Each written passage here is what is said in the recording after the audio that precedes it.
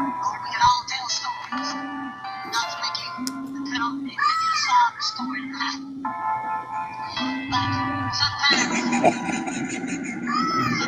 Wait, አንዳንዴ በጣም እኮ ነው የሚገርም። ስለ ሁመራ፣ ስለ ወልቃይት፣ ስለ ኢሮፕ ምናምን ማውራት ቀራ። ደብረጽዮን፣ ጌታቸው ረዳ መሲሁ ኬዱ ጌታቸው በራ አብይ አህመድ ጋር ተመሳጢሩ ከምሲሉ 6 ሚሊዮን ገንዘብ ሂሉ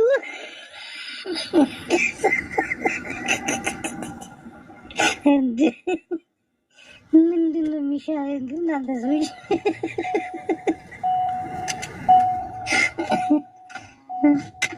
ምንድን ነው የመኪና በቃ እንዲሁ ነው ቀረኛ ላይ ነው። አይ የአማራ ታጣቂዎች ይሻላሉ።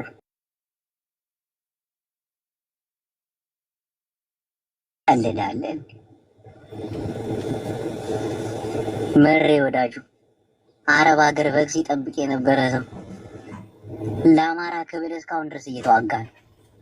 ህዝቤን እያለ ነው። እናቴን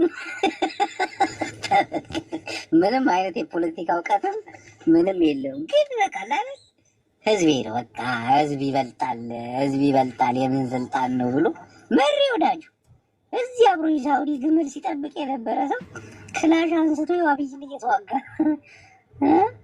እነጌቹ ደግሞ ከአብይ ብር ተቀብሎ ደብረጽዮን ይሰድባሉ። ደብረጽዮን ደግሞ ባለው ብር ማንን ይሰድባል? ጌታቸው ይሰድባል። ሁለቱም አንድ ናቸው።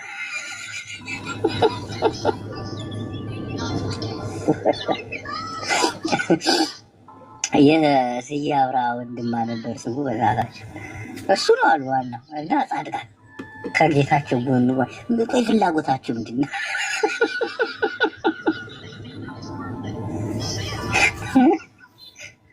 ብልጽግና ትግራይ ክልል ውስጥ ይገባ የትግራይ ብልጽግና ጌታቸው ረዳ ተቋቂሞች ተመስሪትዩ ናይ ብልጽግና ዋና ጸሐፊ አበበ በርሀ ተክላይ ሃይማኖት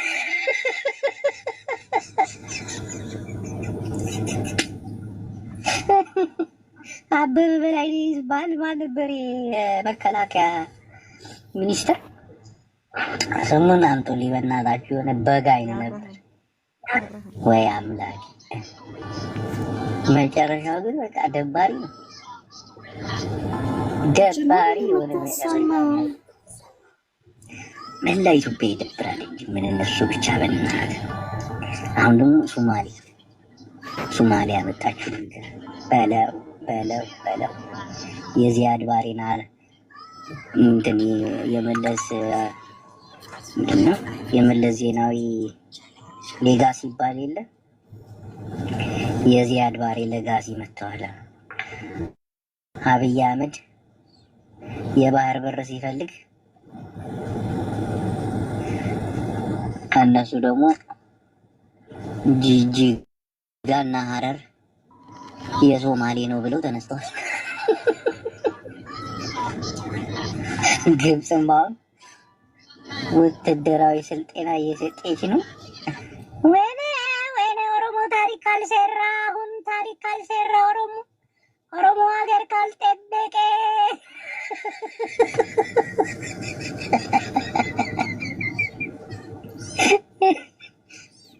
እሱን ላኛ ተውት።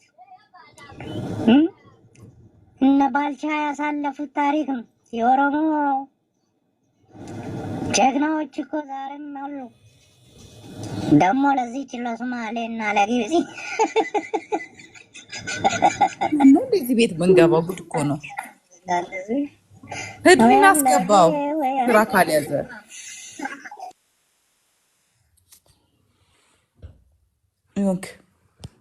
ዮንክ ጉችሌ ያስቀኝ ነበር እሱ ነገር ባይዘ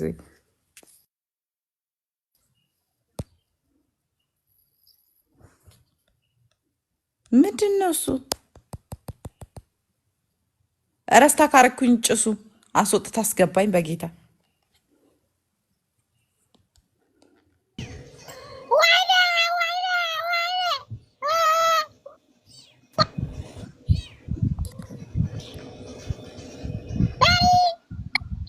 ኧረ ምንድን ነው ጉዱ? እሱ ያንተ ድምፅ ነው። ለምንድን ነው የማነው ስሙ ድምፅ የሚመስለው? የአያጅቦ አጎቴ ነው አያጅቦ ባይዘው እንጂ በጣም ነው የሚመሳሰለው። የሆነ ወንድም ነው ለዛው ይስቅ ነው እሱ እኮ የእሱን እያሰማኝ እኮ መስሎኛል። አሳሳቁም አነጋገሩም ምኑ። ኧረ እስኪ አስወጥታችሁ አስገቡኝ በእግዚአብሔር። ምን ጉድ ነው? ይሰማል። እስኪ ውጭ። አዎ ግን ምን ቢሆን እዚህ ስታክ አድርጊያለሁ። ኦኬ አስወጥታችሁ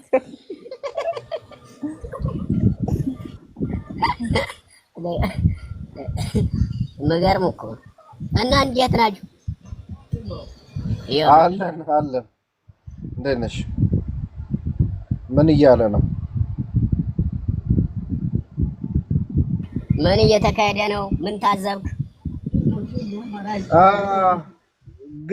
ግልግል ነው። ያው መሆኑ የማይቀር ነበረ። ይሄ አሁን የሆነው የማይቀር ነገር ነበር። መቼ የሚለው ካልሆነ ማለት አንዳንድ ሰው የሆነ በእርቅ በምን የሚያልፍ ወይንም ታረቁ በማለት ምናምን የሚያልፍ ይመስለዋል። ግን ይሄ ትልቅ የአይዲዮሎጂ ልዩነት ነበር።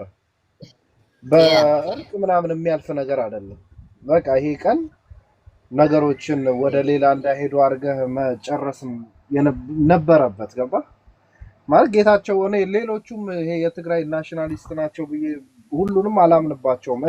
እኔ በማምነው ያህል ማለት ነው። ግን ምንድነው የጌታቸው ግን የሆነ በጭራሽ በትግራይ አገርነት ምንም አይደለም መቆም እንችላለን ብሎ አይፈልገውም። ቢያምንበትም አይፈልገውም። ሞቅ ሲል እኮ ነው አለ። ሰምተዋል አይደል? መግለጫ ሞቅ ሲል ያ ወጣት እህትና ወንድሞቻችን ገበረን ያ ሁላ መስዋዕትነት ተከፍሎ ዛሬም ያስባል ብሎ ሲያወራ ተመልከት። ምንም እኮ ነው። ስለዚህ ማለት ብዙ ከሄድን እኮ የትግራይም ያሁን እስካሁን ያለ መሳካቱም ወይንም ብዙ መክፈላችንም የነዚህ ውስጥ ይሄን እያመነ ከነበረ የባሰ ብዙ መስዋዕትነት የከፈልነውም ለዛ ነው ማለት ነው። ማለት ብዙ ልንጠይቀው የምንችለው ነገሮች አሉ ማለት ነው። ያው ሚስጥር ሲወጣ ደግሞ ብዙ እንሰማለን። ስለዚህ በትግሉ ውስጥም ወይ ሰነድም ሲሸጡ ነበር ማለት ነው። ብዙ ነገር ማሰብ ይቻላል። እንደዚህ ብሎ የሚያስብ ከሆነ ማለት ነው። ሞቅታ ላይ ሲሆን ብቻ ከሆነ ማለት ነው። ሞቅ ሲል አንተ ምን አይነት ሰው ነው ግን? በእግዚአብሔር ሞቅ ሲለኝ ነው ምናምን ይላል። ግን እንዴት ሆነ ማለት እኔ የበርጫ ፖለቲካ እኮ በጣም የሚገርም እኮ ነው። በሚዬ አንተ እኮ በጣም ያሳፍራል እኮ ባይዘው በጣም ያሳፍራል። ያ ማለት እንዴት ማለት እኔ ሰካራም መሆኑ ምናምን ማለት የማያውቀው አልነበረም። ድሮም የታወቀ ነው። ግን ጀስት ስራው ነው ማተር የሚያደርገው ምናምን ከማለት አንጻር ነው። በቃ ስራውን በትክክል ከሰራ ስለ ግል ህይወቱ ምን የሚያገባን ነገር አለ ነው ማለት ይሄ ትክክለኛ ነገር ነው። ግን ፖለቲካ ሲያስብ ራሱ ፖለቲካ ሲወስን በስካር ነው ማለት ግን ሌላ ነገር ነው ማለት ይሄ ህይወት ላይ በደንብ ገብቷል ማለት ነው። እንደዛ ከሆነ በቃ አንተ ሰጣኝ ግችን ላሳያችሁ ብዬ ዋርኒንግ ሰጣኝ። አይደለም እንትኑን አንሳ ይሄ መሳሪያ ያለ እኮ ሰውዬው እጅ ጋር እሱን አድርግ። አሪፍ ሜሪ ውጤ በድል ማግስት ጠፋችሁ እኮ ጋይስ። ምንድን ነው ትናንት ሴሌብሬት ስናደርግ ነው ያልነው አይደለ? ትንሽ ስራ ነው ጌታቸው ወድቃ ብለን ገብተን ስንቀጠቅጠው ነው ያልነው። ዛሬ ደግሞ አቤት ግን እኛ ግን ርዕስ አናጠም። የገባኝ እሱ ነው። አሁን እስቲ በማግስቱ መቶ አጀር ያለውን ሰምቶ አይተዋል። ተፈናቃዮች ሳይመለሱ የተፈናቀለ መሪ ላይ ጭሱ የስራ ሊስጥ ምን እንላለን? ሌላ በጣም ያሳዝናል። የዲግኒቲ ቃሉ ሁሉ እስኪጠፋ ትርጉም እስኪያጣ ማንነቱን የሸጠ ሰው መሸጥም አይደለም በስመ አብ ይለያል። መሸጥ ኦሬዲ ሲዶያውን ጌች እኮ አብይን አምነው እኮ ነው። አብይ ይገለዋል። ከዚህ በፊት ፊንፊኔ ታይም የምለውን ፔጅ ታውቂዋለሽ አይደል? ኤፍቢ ምናምን ፊንፊኔ ታይም ብሎ እንደ ፖስታ የዛሬ 2-3 ወር አካባቢ ጌችን ያለምንም ጥርጥር ይገሉታል። ምንም እንትን የለውም። እንዴ ኦፍኮርስ ከጌች እኔ በላይ መጀመሪያ ብልጽግና አካባቢ የሚጠላ አለ? ያልኩት ነው። ያ ከጌች በላይ ብልጽግና ሲቀጠቅጥ ይውላል? የለም አልነበረው። እና ለጊዜው እንጂ አብይ የሚፈልገውን እስከሚያሳካለት እንጂ እኮ አይቶም ይገላል በቀላሉ። ይሄ ደግሞ ይጎተታል። ደደብ ነው።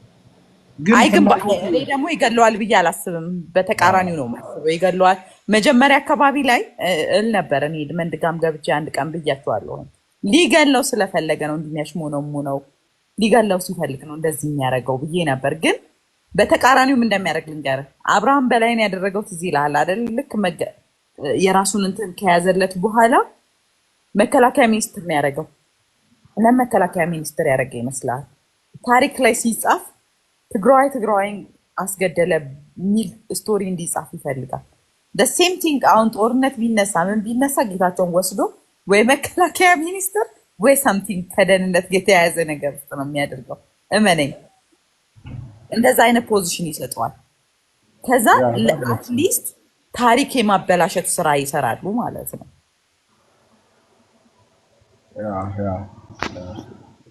ያ እንደዛ ነው ማለት።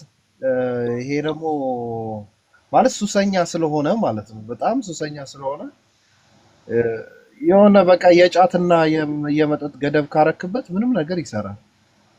ከዛ ብቻ አታረቀው። ሪያክሽን ሴንተር ነው የሚከተው። ካልሆነ ከባሰበት እብድ ተጫውቷል ከሆነ ውጪ ነው ቢወጣ ውጪ ሀገር ምናምን ብሄር ነው ውጪ ምናምን የሆነ ብቻ። ግን ለምን ውጪ ሀገር አልመረጠም? ዳስ ማለት የሆነ የኛ ባንዳዎች ግን ባንዳ ሲሆኑ የሆነ አካሄዳቸው የሆነ መጨረሻቸው በጣም ነው ምንድነው ስሙ የሚለው ማለት አጌንስ ትግራይ ከህዝቡ ጥቅም ተቃራኒ ነው የሚቆሙት ማለት የሆነ ሌላ ድምፅ ሆነው አይመጡም ማለት አማራጭ ድምፅ አይነት ነገር ሆነው ኦኬ የትኛው ልደግፍ ይሄኛው ብለው አይመጡም ማለት ስንት ነገር እኮ አለ እኮ ማለት ወደ ሌላ አማራጭ የሚፈልግ ሰው አለ። ግን እንደ እኔ እኮ ምናምን አሁን አብይ ተቀዛቅዟል ምናምን አሁን አማራና ኦሮሞን እየደበደበ አይደል እንዴ? ቢያንስ ትግራይ ላይ እንኳን ቢያቆም ማለት ምን ማለት ነው? ማለት አብይ መቼ ነው ምንድነው ስሙ ድሮን ህዝብ ላይ መቼ ነው ያቆመው? ማለት እንደ ምንድነው ስሙ የምታስብ ከሆነ ማለት ነው ማለት ትንሽዬ እንኳን እና ይሄ ሰውዬ ማለት ትንሽ ስም የለውም። በጣም ነው የሚያሳዝነው። ስልጣን ነው የሚሰጠው፣ ስልጣን ይሰጠዋል። ከዛ በኋላ ታሪክ ነው የሚያበላሽበት። ለምን በትግራይ ጦርነት ጊዜ ነገርኩ እኮ አብርሃም በላይ መከላከያ ሚኒስትር ነበረ። አደ ሂስትሪ ሲጻፍ የሚጻፈው አብይ ያስቀመጠው ሳይሆን በጊዜው የነበረው ትግራዋይ ነው። ጄኖሳይድ አይደለም። እንዴት የሰው የራሱን ዘር ሊያጠፋ ይችላል የሚል ናሬቲቭ ነው የሚሰራው። እመነኝ። አሁንም ጌችንም እንደዛው ነው የሚያስቀምጠው። የሆነ እኔ ባይዘው ጌችን ጉድ የሰራው ጻድቃን ነው፣ የስራውን ይስጠው። እኔ ጌታቸው በዚህ ደረጃ ሆን ብሎ ሳይሆን ተሸውዷል። ግን ከተሸወድኩ ላይ ቀር በደንብ ልሸወድ የሆነ አንዳንድ ጊዜ እልህ የሚይዝ ነገር በቃ ዋንዴይ ሚዩት አድርግ እልህ የሚይዝ ነገር በቃ ኦልሬዲ ተሸንፍ ያለውም ላለ ማለት ጊቭ አፕ ላለ ማድረግ የምታደርገው ነገር ነው አለ አይደለ? ለዛ ነው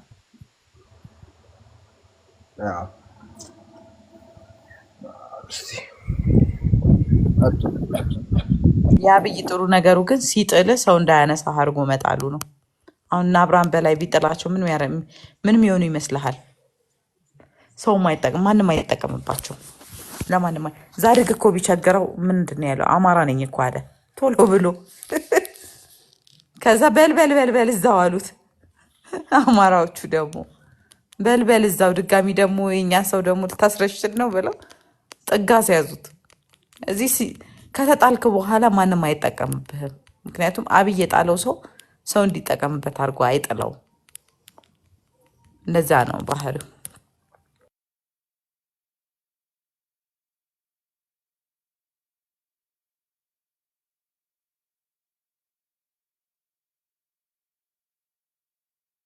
ቪዲዮ ዱዳው ፊልም ሰራችሁ ዋንዳ። እሺ ቀጥል።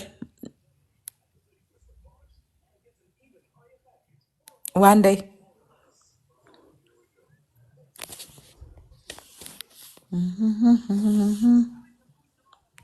በኢየሱስ ክርስቶስ ነው። በቃ በ59 ፎሎወር በ254 ፎሎወር ፎሎ የሚደረግ ሰው የሚገባ ሰው ዝም ብሎ ነው። ላስወጣው ነው ጭሱ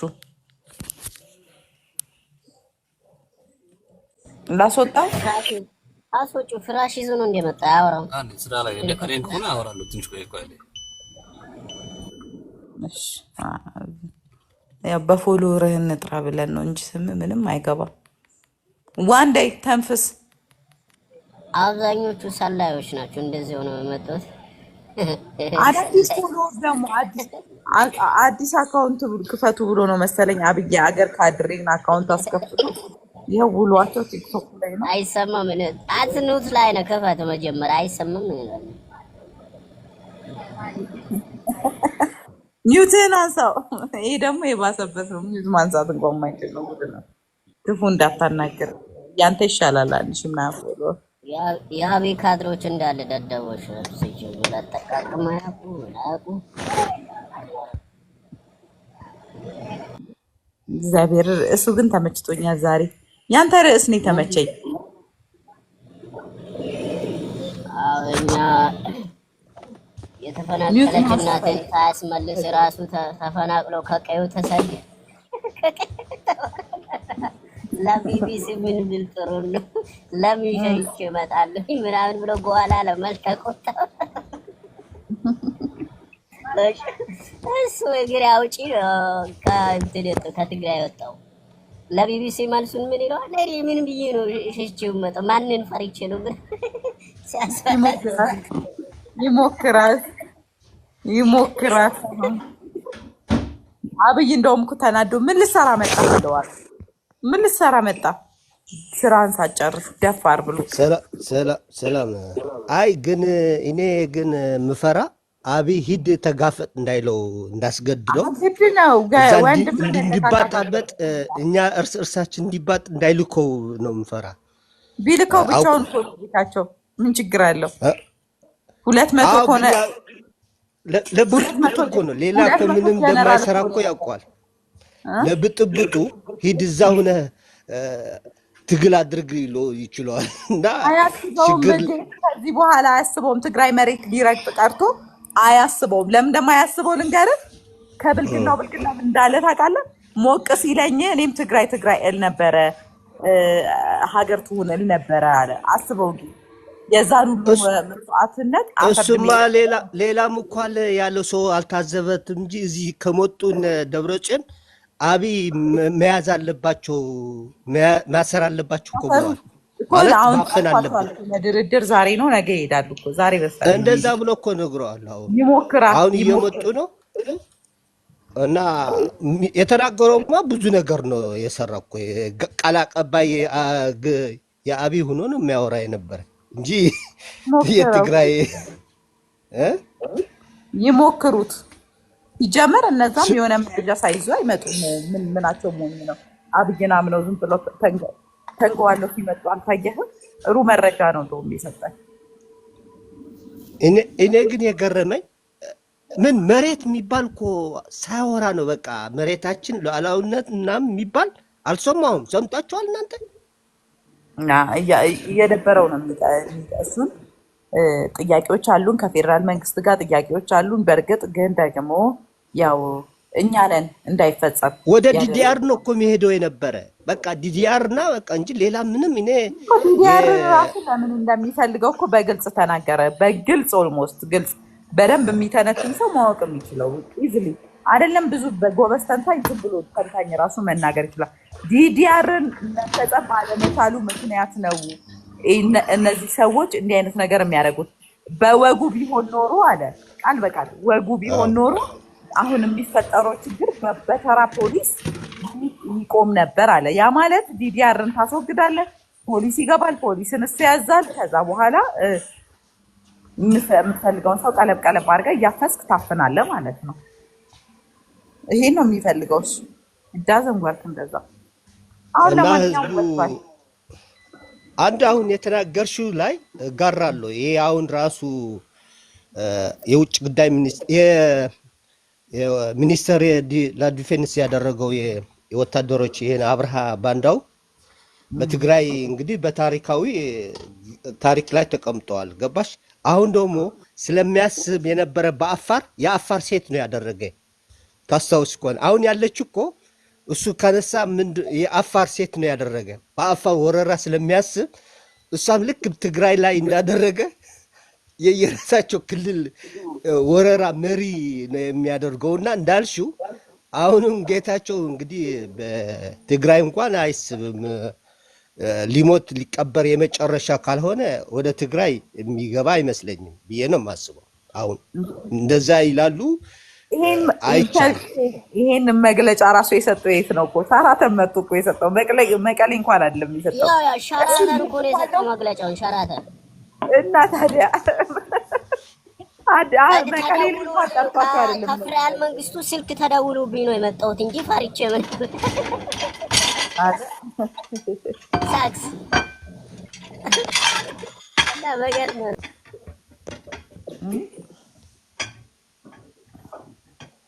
አሁን ቢመጣ ግን ቲዲኤፍ ያስሩት ይችላሉ። ምንድን ነው የሚያደርጉት? ይችላሉ፣ መብታቸው ነው። አዎ እንጂ ሁሉ ተናግሮ እንግዲህ እንደገና አንደኛ ሁሉ ቢሮው ምናምን በቃ ተተክቷል። በደብረጽዮን እንዳለ በሰላም የትግራይ ክልል መንግስት እንደ መንግስት አለ እኮ ዛት ሚንስ በህግ ነው የምትተዳደረው። በህግም ስለምትተዳደር ነው የፕሪቶሪያ ስምምነትን ፔሸንስ አድርጋ የምጠብቀው በትዕግስት የምጠብቀው ምክንያት በህግ ስለምትተዳደር ነው። ስለዚህ ህግ ያለበት ሀገር ደግሞ ህግ ያለበት ክልል ደግሞ የፈለከውን ነገር አምቦ ጫርቅ አበላሽተ እንደፈለክ እየወጣ ትገባ አሉ። የደህንነት ሰዎች ደግሞ ይቀልቡሃል። ምን ችግር አለው እንዴ? ለትግራይ ደህንነት ሲባል ማይደረግ የለም እኮ እንዴ።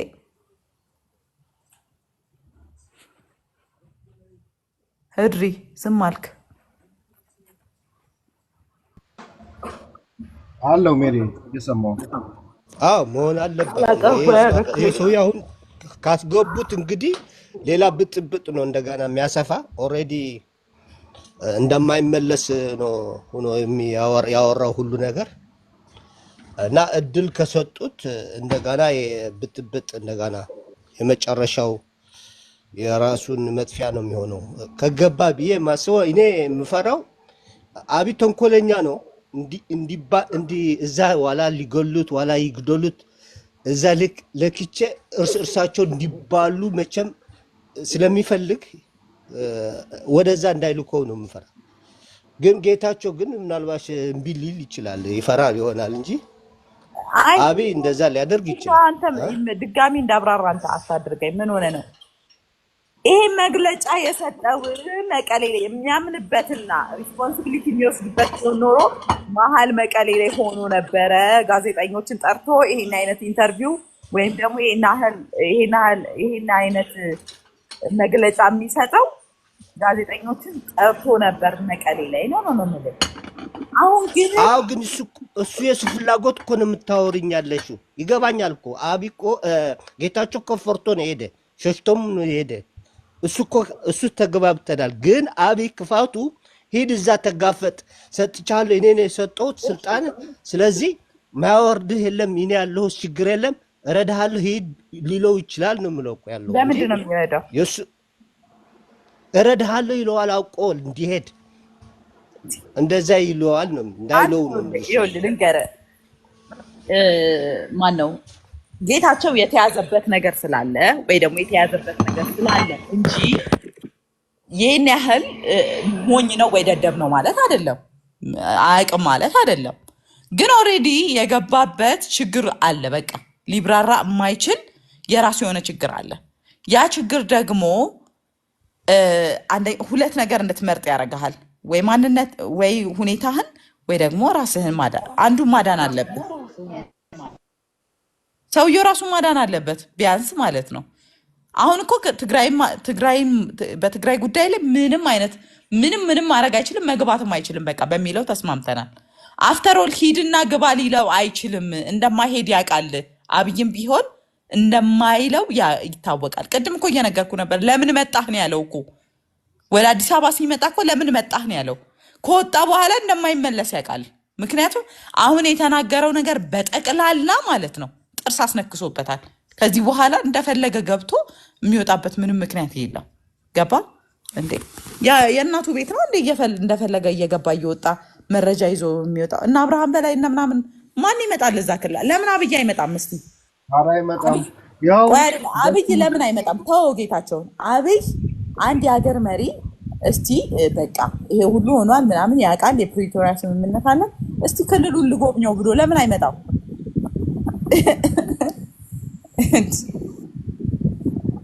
ስለዚህ አታስበው፣ የሚሆን አይመስለኝም። ህድሪ ወይ ቀጥል። አይ ደኪንግ እዚህ ጋር የማሳጅ ቤት ቪዲዮ ተይዞበታል ሲል እንዳትለቀው በእናትህ። ያን ሰውነት ማየት የሚፈልግ ማንም የለም ብዬ ነው። እውነቱን እኮ ነው። እኔም አይቼዋለሁ ዩቱብ ኧረ ላይ በእናትህ እናቴን ነው የምልህ። ላየው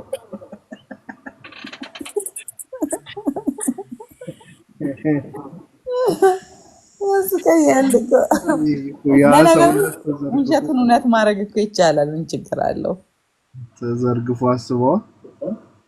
ጻድቃን ነው ጉድ የሰራው። ጻድቃን ጉድ ሰርቶታል። ሲያሳዝን በእግዚአብሔር ጻድቃን መርገምት ነው። ስራውን ሰርቶ ላጥ ብሎ አሜሪካን ሄደ። ከዛ በኋላ ይሄኛው ደግሞ ጀለፈፍ ሞኝ ሄዶ መግለጫ ማለት ቢኒያም ያለው ነገር ማለት ነው።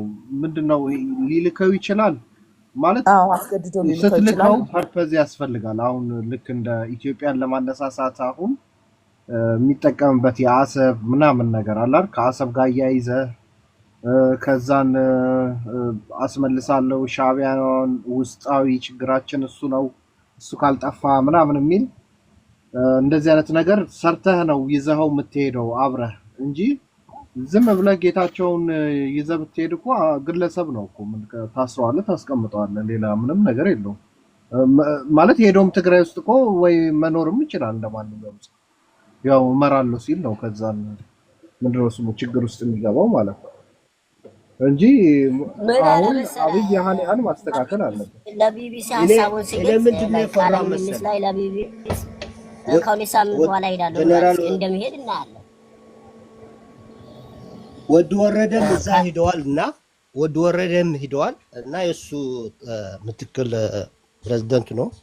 ይህም ሁሉ አብሮ እነዚህ ካልተስተካከለ እንግዲህ ጋና ነው ማለት ያሰቡትን ነገር እስከ መጨረሻ ተጨርሰዋል ብለን ማሰብ የለብንም።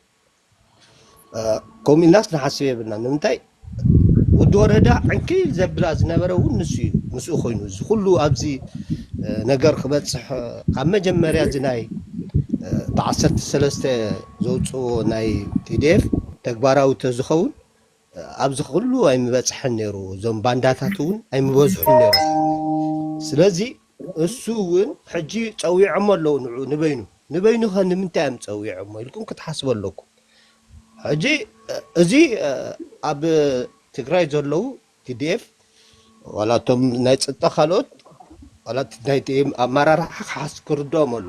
እቲ ሓሳብ ናይ ኣብይ ኣብቲ ቲዲኤፍ ኣፈራሪሱ ናብ በዓል ደብረጽ ናብ በዓል ጻድቃን ጌታቸውም ገይሩ ንቀደም ኣባሪሩ ጻድቃን ከም ዝበሎ እንታይ ኣብ ሓደ ንእክቦም ነፅንሖም ኢሉ በርካ ሕጂ እንታይ እቲ ጻድቃን ተንኮሉ ካብ ሕወሓት ክፈልዮም ይደልዩ ዘሎ እምበር ቶም ቲዲኤፍ የድልዮም ኣሎ ምስ ኣብይ ተሰባቢዑ ናብ ኤርትራ ንክኸዱ እቲ ሓሳብ ዘሎ ካብ መጀመርያ እውን ከምኡ እዚ ፀጋይ ኣራርሳ ከምኡ ኢሉ ተንቲኖ መጀመርያ ኩሉ ገዲፍኩም ናብ ኤርትራ ግዳን ዘይንኸይድ ዓሰብ ክነምልስ ኢልዎም ኢሉ ከማን ትማሊ ተንትን ነይሩ ነው።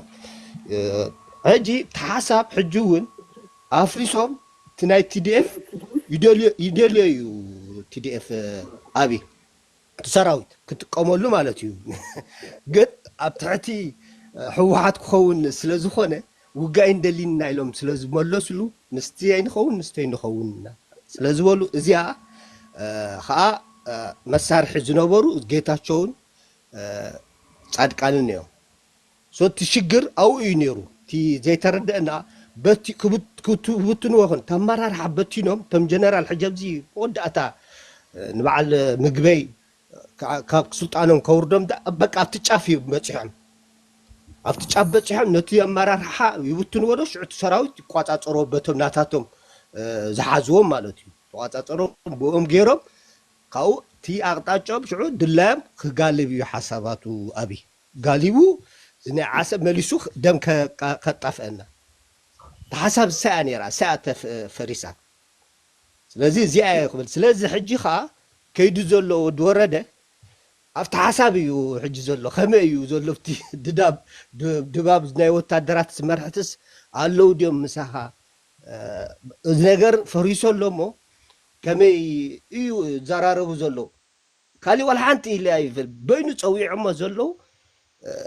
ودورده كنتنقل لنا بهالاي انا عجون سلازي تا نجر زيا حجي نعو نجر فريسة كلها في نحوحات تبارتي كم حدش نات مريصهم حدش بريزيدنت مريصهم جزاوي مالتي سكا بزمرات ازغون سكا تكباراو زغون زنا في دي زين تاشمو فيكتوريا سمع كل نجر تكباراو سكا زغون دفيت غيرهم مريتنا امليسهم نافت مرصا سرع هنكيدي زدلي سو نخمو خون تقوينو ناود ورده ون حديخ كبلو لو يزبل حجي ون نجر يم زفحر زبل زلو خويني سمعني تي ود ورده مصوع نبينو صويعم تانكلو بزعبا تانكو زارو لازس كالا سالساي تزيبل تملكات مسوس بين صويعمس تايو لذي تقلتي تي افت مريت خطري خلها تطفات زحاسيبهم لنا زنبرو بقى تديف حزم نافتي عسبكم لسمم صبو غيرهم شعو كل نتسمينس بقى كل غزي بقى كمرحو اداخيمم مست ኤርትራ ትግርኛ ባሊዖም አባይሶም ለነርእስትኻ ወላት መሐራውን ጠፈል ይብለሎ ሶ ንኩሉ ግዜ ዓሰብን ባሕሪ ቀይ ባሕሪ ሒዞም በቃ ሚእቲ ዓመት ድዮም ገለ ከብሉ እዮም ቲ ናብቲ ናይ ኩሽ ንኸምፅዎ እዮም እዚ ዝፅዕሩ ዘለዉ ነው ስለዚ እዚ እቲ ተሓሳብ ዝነበረ ሶ ሕጂ ፈሽሉ ኣነ ስጋኣተይ ኣብ ወዲ ወረደ እዩ ዘሎ ኢለ ዝኣምን ካብ ሕጂ حديو مصيو تقبيلهم حدا نجر تزيجيرمو حجون مصيو حلخلخ زبل قلمله زبل تخوين نفت ندارجت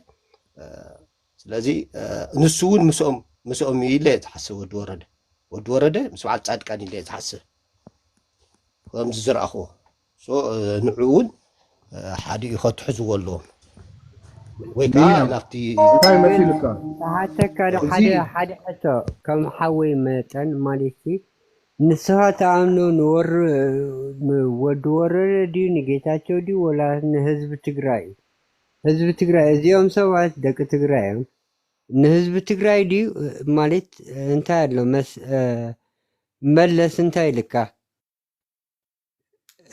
حدث تزارب حق مالتي ملس مالت እንታይ ቅዱስ ቃል ማለት እቲ ቅዱስ ቃል ካባና ዝወፀ ናይ ማንም ኣይኮነ ስለዚ ኣነ እውን ናይ ማንም ኣይኮንኩን እንታይ ክብል ደልየ መስለካ ብሕተይ ብዛዕባ ሰባት ዲና ንዛረብ ብዛዕባ ውልቀ ሰባት ዲና ንዛረብ ላይክ ወዲ ወረደ ዲ ጌታቸው ዲ መንደፍ ዲ ገለ ዲ ኣመን ኢኻ ተኣምን ኣብ ህዝቢ ዲኻ ተኣምን ኣብ መራሕቲ ኢኻ ተኣምን ملس انتاي لك مسلك اتمرحنت ني حزبي تسنسلت اتمسرع ناتكاي ترديكا كم مسرع عند حروتيخا اول كسبات تزارب لها ثم راحتي جن كملس انتاي لك التحالفنت ناسو يكون تحالفنت ني حزب تግራይ كا بدمو حقدي لايك መንነትና ዘይምፍላጥና ይፀገምና እዚ ኩሉ ነገር ኣብ ልዕለና ዝወርድ መን ምዃንካ ዘይምፍላጥካ ኣብ ሰባት ትውከል ኣለኻ ስለዚ ንመን ኢኻ ንስኻ ትውከሎ ወዲ ወረደ ዲ ወላ ጌታቸው ረዳ ዲ ፃድቃን ዲ ገለገለ እዚኦም ሰባት እዮም መራሕቲኦም ተረዲካ እቶም ቅድሚኦም ዝነበሩ ግን ዝተዛርብዎ ካብ መለስ ጀሚርካ ካብቲ መራሐ ማለት እዩ ፕራይም ሚኒስተር ማለት ናይ ኢትዮጵያ ላይክ እንታይ ክብል ደልየ መስለካ እቲ ሰንሰለት እንድሕር ተበቲኹ ህዝቢ ትግራይ ከዓ ጠፊኡ ማለት እዩ ኣበይ ናይ ሰንሰለት ኢኻ ኣብቲ ዝተበተኸ ሰንሰለት ዲኻ ወላ መራሒኻ መን እዩ ውልቀ ሰብዲ ወላ ህዝቢ ኣብ ህዝቢ ትዛረብቶ ኮንካ ኣብ ስምዒት ላይክ ስምዒት ደቂ ትግራይ ተሰዊኦም እዮም ንመን ተሰዊኦም ንመራሕቲ ይኮኑን ተሰዊኦም መለስ እውን ካይ ልካ እቲ መራሒነት ኣነ ይኮንኩን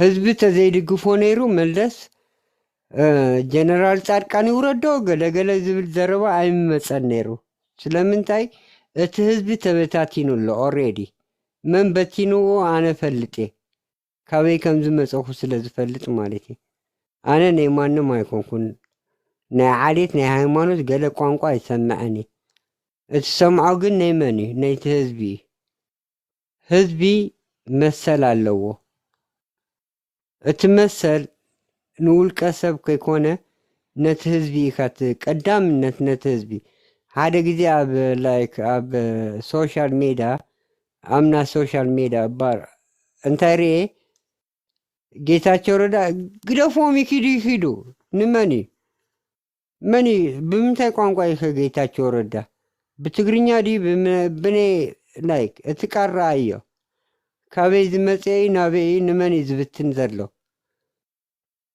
ንዓይ ዝብትነኒ ኣሕዋተይ ድዮም ስድራይ ድዮም ገለገለ ኣይቅበሎኒ ኣብ ምንታይ ኢና እቲ ሰንሰለትናሲ ኣብ ምንታይ እቲ መስራዕሲ ኣብ ምንታይ ኣብ ህዝቢ ይኹን ቀዳምነት ክነቀድሞ ዘለና ናይ ማንም ወገን ምዃን ከይኮነ ናይቲ ህዝቢ እንታይ ይስምዖ ኣሎ ደቁ ሲኢኑ ክፀሮ ዝወለዱ ውላዱ ጠሊምዎ ማለት እዩ ንምንታይ ነቦይና ደይን ገዲፈ ኣነ ህይወተይ ክስውእ ተኮይነሲ ምእንቲ መን ምእንቲ ህዝቢ ሓቄዶ ምእንቲ ህዝቢ ንስዋ ኣለና ህዝባዊ ግንባር ኮይና ግን ግንባርና ንመን ኢና ንህቦ ዘለና ንህዝቢ ዲ ወላ ንውልቀ መላኺ ስለዚ ኣብኡ ንዛረብ ስምዒት ህዝቢ ነድምፆ ስምዒት ጀነራል ጻድቃን ዶ ጌታቸው ረዳ ዶ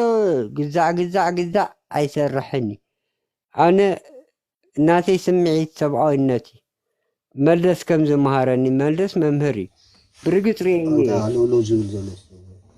ሃሎሎ ኢለ ይቅርታ ማለት ስዳቢ ምስቲ ዝዛረብኮ ዘኸይደ ሰላማት ጭሱ ፒስ ነው ኣነ እንታይ ክብል ደለ ይመስለካ ዛዕርከይ ድሃን ዝሓለፈ ምግደፎ ኣብዚ ሓሳብ ክህቦ ይድሃን እንታይ ክብል ደለ ይመስለካ ሕጂ ብዛባ ህሉ ኩነታ እንተተዛረብካ ሓይሽ ምክንያቱም ኣብቲ ዝሓለፈ እዋን ጌጋ ተፈፂሙ ስለ ዝኾነ እቲ ጌጋ ከዓ ሕጂ ተፈፂሙ ኣብ ካልእ ሽግር ከየወድቕ ንሱ እዩ ካልእ ከዓ እቲ እጫ ናይቲ ትብሎ ዘለካ ናይ ህዝቢ እጫ እድልን ኣብ መንግስቲ ፌደራል ወዲቑ ደሎ ጥና ሚት ግበሮ ዳሓ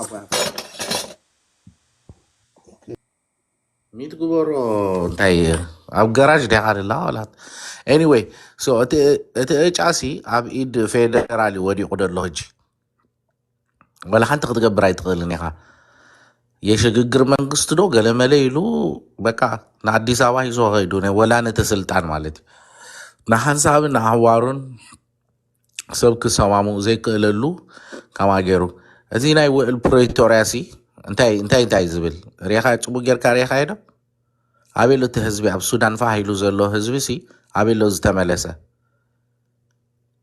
ኣይተመለሰን እዚኦም ሲ ኮሚደረ ትፈልጥ ኮሚደረ ንትግራይ ከምዚኣቱ እዮም ገይሮማ እዚ ኩሉ እኽሊ ዓለም ሙሉእ ኢሉ ንትግራይ እኽሊ ክዓቱ ኣለዎ ሰብ ጠማዕ ኣሎ ዝተባሃለስ ኣበይ ኣሎ እቲ እኽሊ ኣብ ፈቐዶ ኣዲስ ኣበባ ኣፋር ኣብ ገለ ተሪፉ ማእሳት እዩ ንትግራይ ኣተወን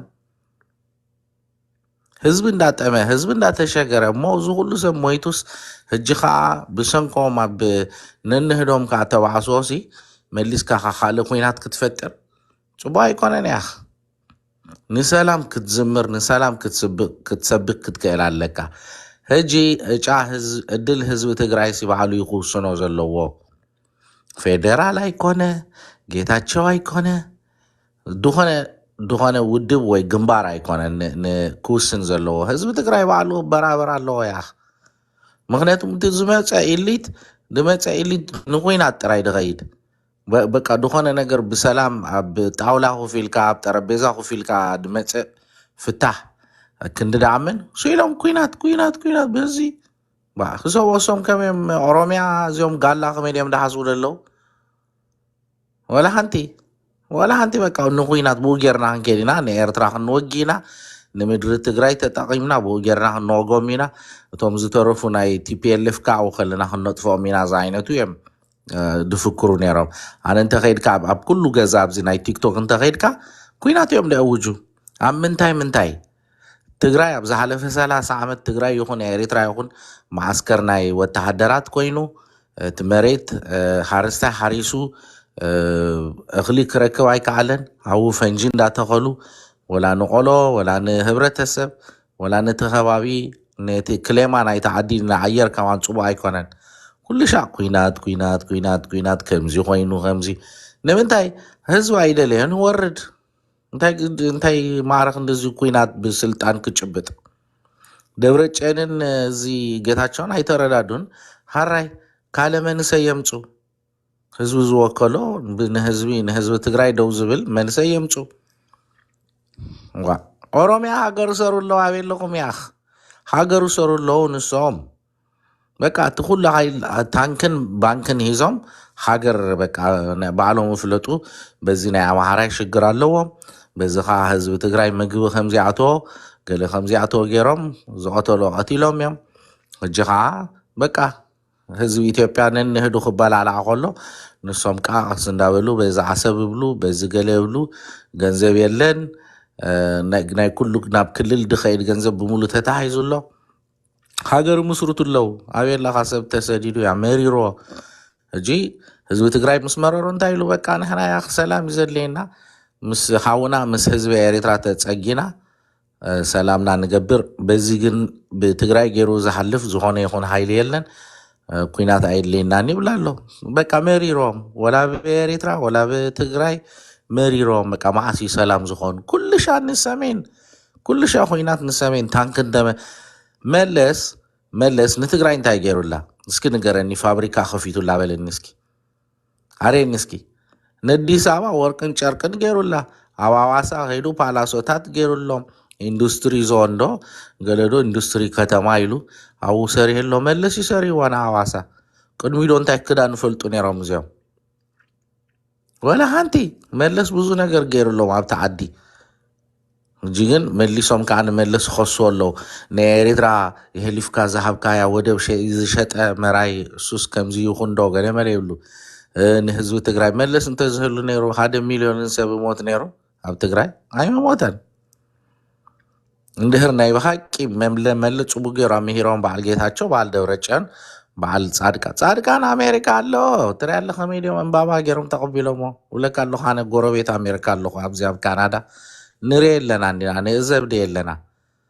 ንህዝቡ ገዲፉ እዚያ ኩነታት ሕማቅ እንዲ ኣደላ ሕጂ ካ መሊሰ ካብ ኩናትን ገለን ዛዕት እንተሕገደሸኒ ኢሉ ሸተት ኢሉ ኸይዱ ኣሜሪካ ኣሎ ጌታቸው ኣዲስ ኣበባ ኣትዩ መን ይኹመውት ኣብ ትግራይ ሕጂ ኣበሎ ዝኩሉ ሓገዝ ዝኩሉ እርዳታ ካብ ኣሜሪካ ክንዲዚ ሂባ ክንዲዚ ስርናይ ተዋሂቡ ገለመለ ኣበይ ኣሎ ህዝቢ ጠማለ ያ ሪኻ ኣላ ኣብ ከተማ ኣብዘን ዞባታት ትግራይ ዘለዋ ቦታታት ጥሜት ኣሎ ናይ ባሕቂ ጥሜት ኣሎ ማዓስከር ኪድ ኣብ ሱዳን ዘለዉ ተጋሩ ከመይ ድዮም እቲ ሂወቶም ዝነብሩ በዚ ጥይት ይትኮሶም በዚ ገለ ግደፈና ያ በጃ መለስ ኣይትበል ሕጂ እቲ ህሉ ኩነታት እንታይ ደሎ ኣብ ትግራይ እቲ ህዝቢ ትግራይ ምስ ኤርትራ የዋፅዩ ሰላም ገይሩ ክነብር ኣለዎ ምክንያቱም ፀላዩ በዝዩ ብሄር ብሄረሰብ ተኸቢቦም ደይኮነ ትግራይ ኣትዮም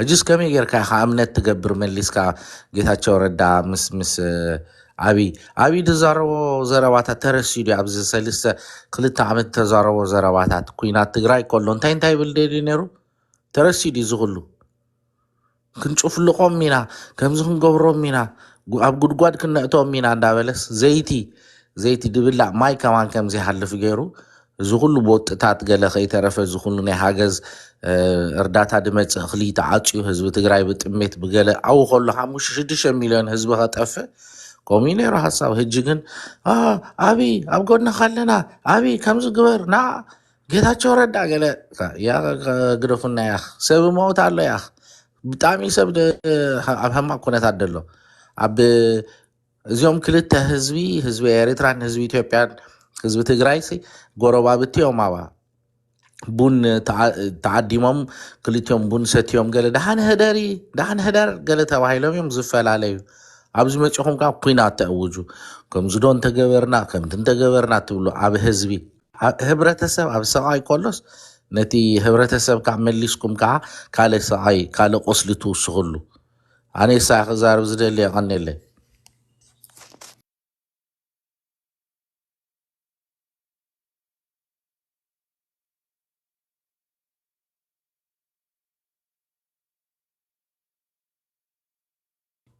ተዛረቡ ዳ እንታይ ኣፅቂትኩም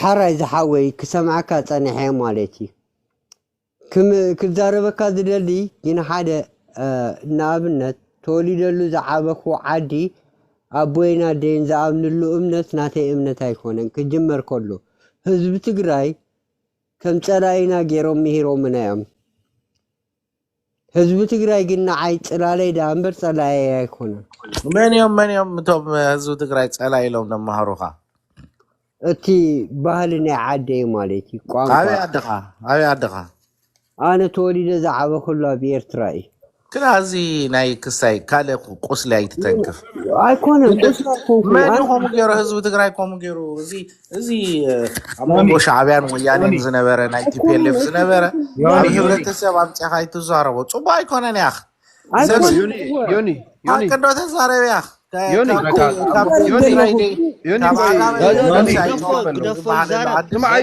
ጌጋ ዝነበረ ይዛረብ ኣሎ ንምንታይ ካ ተኣፉ ተዓፁ ናብ ኖርማል እኮ እዩ ዝመፅ ዘሎ ንምንታይ ካ ናይ ግድሸኒ እንተተዛረብካ እንታይ ሞደ የተባሃለ ዳዕቦይ ግን ይርዳእኒ ተረዲካ ትግራይ ንዓይ ፅላለ እምበር ፀላኢ ኣይኮነን ሓደ ከዮኒ እኮ የናገር ችግር የለውም አንዴ ጠብቂኝማ ይኸውልህ አንተ የተሰማህን እዚህ ውይይት እኮ ነው እያደረገን ያለ ነው እንጂ የአንዱ ሰው ብቻ ሀሳብ ነው አይደለም ማለት አሁን አንተ የምትለው መባል አለበት መባል የለበትም እኮ ከተናገረ በኋላ ነው ስለዚህ እድሉን እንስጠው ይናገር ከዛ ሪስፖንስ እንስጠው ማለት ተናገር ኦኬ go ahead go ahead ቀጥል ኦኬ ሚት ገይሮ ምን ፀኒሖ ማለት አይ አም ሶሪ እንታይ ክብል ይደል ይመስለካ ኣቦይና ደን ዝመሃሩን ቋንቋ እፈልጦ ኣነ ካብ ኣቦይና ደን ዝወፀሉ ቋንቋ ከዓ ላይክ ነው በቦታቶም በደዛቶምን ናብ ሲኦል ዝኸዱ ሰባት ኣለዉ ሲኦል ማለት ናብ ጥፋት ደሓን ኣዋያቱኒ ኣነ ህዝቢ ትግራይ ሓደ ነገር ክፈልጦ ዝደሊ ኣቦይና ደን ወላ ህዝቢ ትግራይ ክፈልጦ ዝኽእል ህዝቢ ትግራይ ንዓይ ፀላኢ ኣይኮነን ፅላለይ እዩ ናብ ኣሜሪካ ዝመፀኾ ብናይ መለስ ኣመሓደራ እዩ ንመለስ ደቂ ትግራይ ድዮም ደቂ ኤርትራ ድዮም ክፀልዎ ክእሉ እዮም ኢዝ ናት ማይ ቢዝነስ ተረዲካ ናትካ ስምዒት ናተይ ስምዒት ኣይኮነን እቲ ሰንሰለት እንድሕር ተበቲኮ ሕጂ ህዝቢ ትግራይ ከምዚ ሕጂ ዝሪኦ ዘለኹ ኣዲስ ታይም ማለት እዩ እቶም ቀዳሞት ዝነገሩና ከይኮንና ንሰምዕ ዘለና ላይክ ኣይ representative the people like ኣብ ህዝቢ እየ ዝዛረብ ኣነ ኢትዮጵያ ንዓይ ጉዳይ ኣይኮነን ኤርትራዊ ጉዳይ ኣይኮነን ጉዳይ ሰብኣዊነት እዩ ንዓይና ዓኸን ዘባልዓና መን እዩ ክበልዕ ዝደለየ ድዮም ብላዕ እንዳሃቡ ዝበልዑና ሰባት ኣለዉ ኢቨን ኢን ዩናይትድ ስቴትስ ወር አይ ሊቭ ራይት ናው ኣብዚ ዝነብረሎ ዓለም ከማን ኣብቲ ዝለዓለ ሕጊ ኣለዎ መብቲ ኣለዎ ዝበሃል ዓለም ርአየ ግን ኣነ ዝኣምኖ ኣብ ሰብኣዊነት እዩ ኣነ ንስሃን ሰብ ኢና ከም ሰብ ንዛረብ ከም ፖለቲካል ማሕበር እዩ ማለት ኣብቲ ናተይ ፖለቲካል ላይክ ዳዊት ልቢ ኣምላክ እንታይ ይብል መስለካ ፍካሬ ዝፃድቅ ፍካሬ ዝሃት ይብሎ ማለት እዩ ሓጢያን ክእከቡ ከለዉ ሰብ ይጠፍእ ህዝቢ ትግራይ ሓጢያን ክመርሖ ከሎ መን ይጠፍእ ሰብ ይጠፍእ ፃድቅ ክእከብ ከሎ ከዓ እንታይ ኣሎ ብሃይማኖትና በዓልና ገለ ክንገብር ከለና ህዝቢ እከብ ማለት እዩ ወላት ዘይኣምን እኮ እዩ ደስ ብሎ ማለት እዩ እንታይ ደስ ዘብሎ እቲ በዓለት ንሕና ብምእካብና ማለት እዩ ሕጂ እቲ መስርዕ ናይ መንግስቲ ይኮነን መለስ ተዛሪቡሎ እቲ ስልጣን ናተይ ኣይኮነን ናይቲ ህዝቢ ህዝቢ ውረድ ተይልዎ መወረደ ነይሩ ተረዲካ ዶ ፍጹም ብርሃን ሓሳብካ ጠቕልል ኣብሎሞ ሓሳቤ እንታይ ይመስለካ ዓሌታዊነት ኣይኣምንን ሃይማኖታዊነት ኣይኣምንን ኣነ ሰብኣዊነት እየ ዝኣምን ከም ሰብ ዝመፅእ ሰብ ዌልካም ኤኒታይም ማይ ዶር ኢዝ ኦፕን to speak with everybody like ምስ ዝኾነ ሰብ ክዛረብ ተኮይነ ሰብኣዊነት እምበር ዓሌታዊነት ላይክ እዚ ከምዚ ገለ መን እዩ ንመን ክወቅስ ኣነ ነፍሰይ ሓጢኣተይ ከፈለጥኩ ናይ ሰብ ሓጢኣት ክዛረብ ኣይክእልን ኣብ ዓይነይ ዘሎ ረስሓት ከይነገፍኩ ኣብ ዓይንኻ ዘሎ ክዛረብ ኣይደሊን ግን እቲ መሰል ናይ ህዝቢ ንሕና ህዝቢ ኢና ስለምንታይ ኢቨን the United States Constitution ሓደ ነገር ዝተማሃርኮ ኣብ ናይ ኣሜሪካን ሕጊ we the people ተረዲካ ንሕና ሰባት ኢና እዩ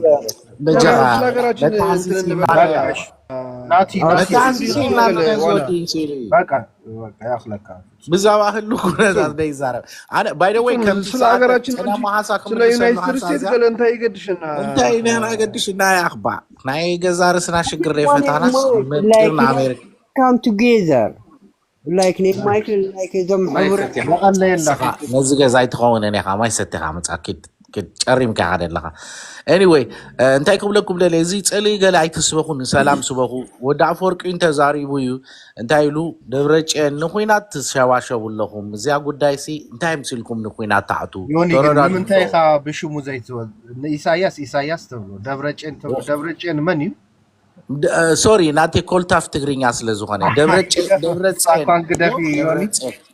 አይደለም እኔ ትግርኛ ይችግር አለበት ደብረፅዮን ዶክተር ደብረፅዮን ነው የሚባለው እሺ ዶክተር ደብረፅዮን ነጊሮ እዩ ወዲ ኣፈወርቂ ፀውዩ ንዓና ኩናት ሲፁባ ኣይኮነን ኢሉ ኣዛሪቦ እዩ ወላ ብኢንተርቪው ሰሚና ኢና ንምንታይ ናብ ኩናት ትገፅኹም ትኸይዱ ኣለኹም እንታይ ትሽግር ንሕና ጭብጢ ኣለና ንኩናት ትሸዋሸቡ ከም ዘለኹም ኖ ንሕና ሰላም ኢና ንደሊ ገለ ተባሂሉ ኣይፀነን ካብ ኩናት ተላኢሉ ፍሉጥ እዚ ሕጂ ብድሕሪት ተመሊስና ነቲ ፀለመ ገለ እንተተዛረብናሉ ሶሉሽን ኣየምፅእን እዩ ህዝቢ ትግራይ ግን ሕጂ ሰላም ዘድልዮ ከም በዓል ንስኻትኩም ኣብ ሰላም ዘምፅእ ዘረባ ይኮንኩም ትዛረቡ እቲ ጥፍኣት ሕጂ እውን ትምክሕቲ ዘረባ ኖ ስማዕ እንታይ ትምክሕቲ ንሰላም ግበሩ ሕጂ እውን ናብ ካለ ገፁ ህዝቢ ነቀራር ንሓስብስኻ ግን ናይቲ ስርዓት እስኻ እንታይ ኣትዛረበኒ ሕጂ ስማዕ ናይቲ ጨካን ቀታል ስማዕ እንታይ ጭብጥ ኣለካ መን ቀቲሉ ሕጂስ እዚ በዓል ተዓዲምካ ቀቲኻኒ ኢሉ በዓሉ ተዛረበ ስማዕ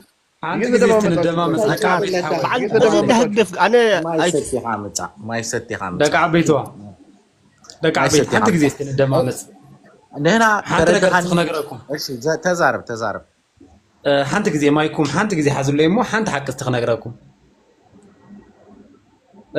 ኣንሕና ትግርኛ ተዛረብቲ ኢና ወዶ ኤርትራ ጥፋኣት እኒአዋ ትግራዋይ ጥፋኣት እኒአዎ ክንብለይ ንኽእል ሕጂ ንምንታይ መሲልኩም 93 90 ገለና ከባቢ 91 ከባቢ ኤርትራውያን ብጣዕሚ ተበዲሎም እዮም ወዶ ሕጂ ደግሞ ተጋሩ ብጣዕሚ ተበዲሎም እዮም እሞ ዓሌትና ቆፀርና ዲና ክንነብር ከምዚ استي حنت نجر نحسب ما تقرنيا تزارفتينا سالسي وجن مسيو أما خلنا حفش سؤال حنفش فش نبل الناس اسكام عزينا النبر طبعا نجر نجر تحجزني يا خونتات نحرنتنا تنتك أمل نيرنا عبي بوتا نيم سراك أفريقيا عبي تزعنو فتر تخن كونين خلي لكم تحسبوا حر نجر كنجركم أفريقيا بلوز رأس زلوهم تقرنيا تزارفتيهم ولا وحتى ولا يتوح حتى خلها ما يستطيع تحط أخا خلها هذا ما رأي مزلكم ذلوا ولا حسوا لما تاي مسيركم مبزحتيو دقريو زمت أسابيو ما تشرديو مبزحتيو تاريخهم هو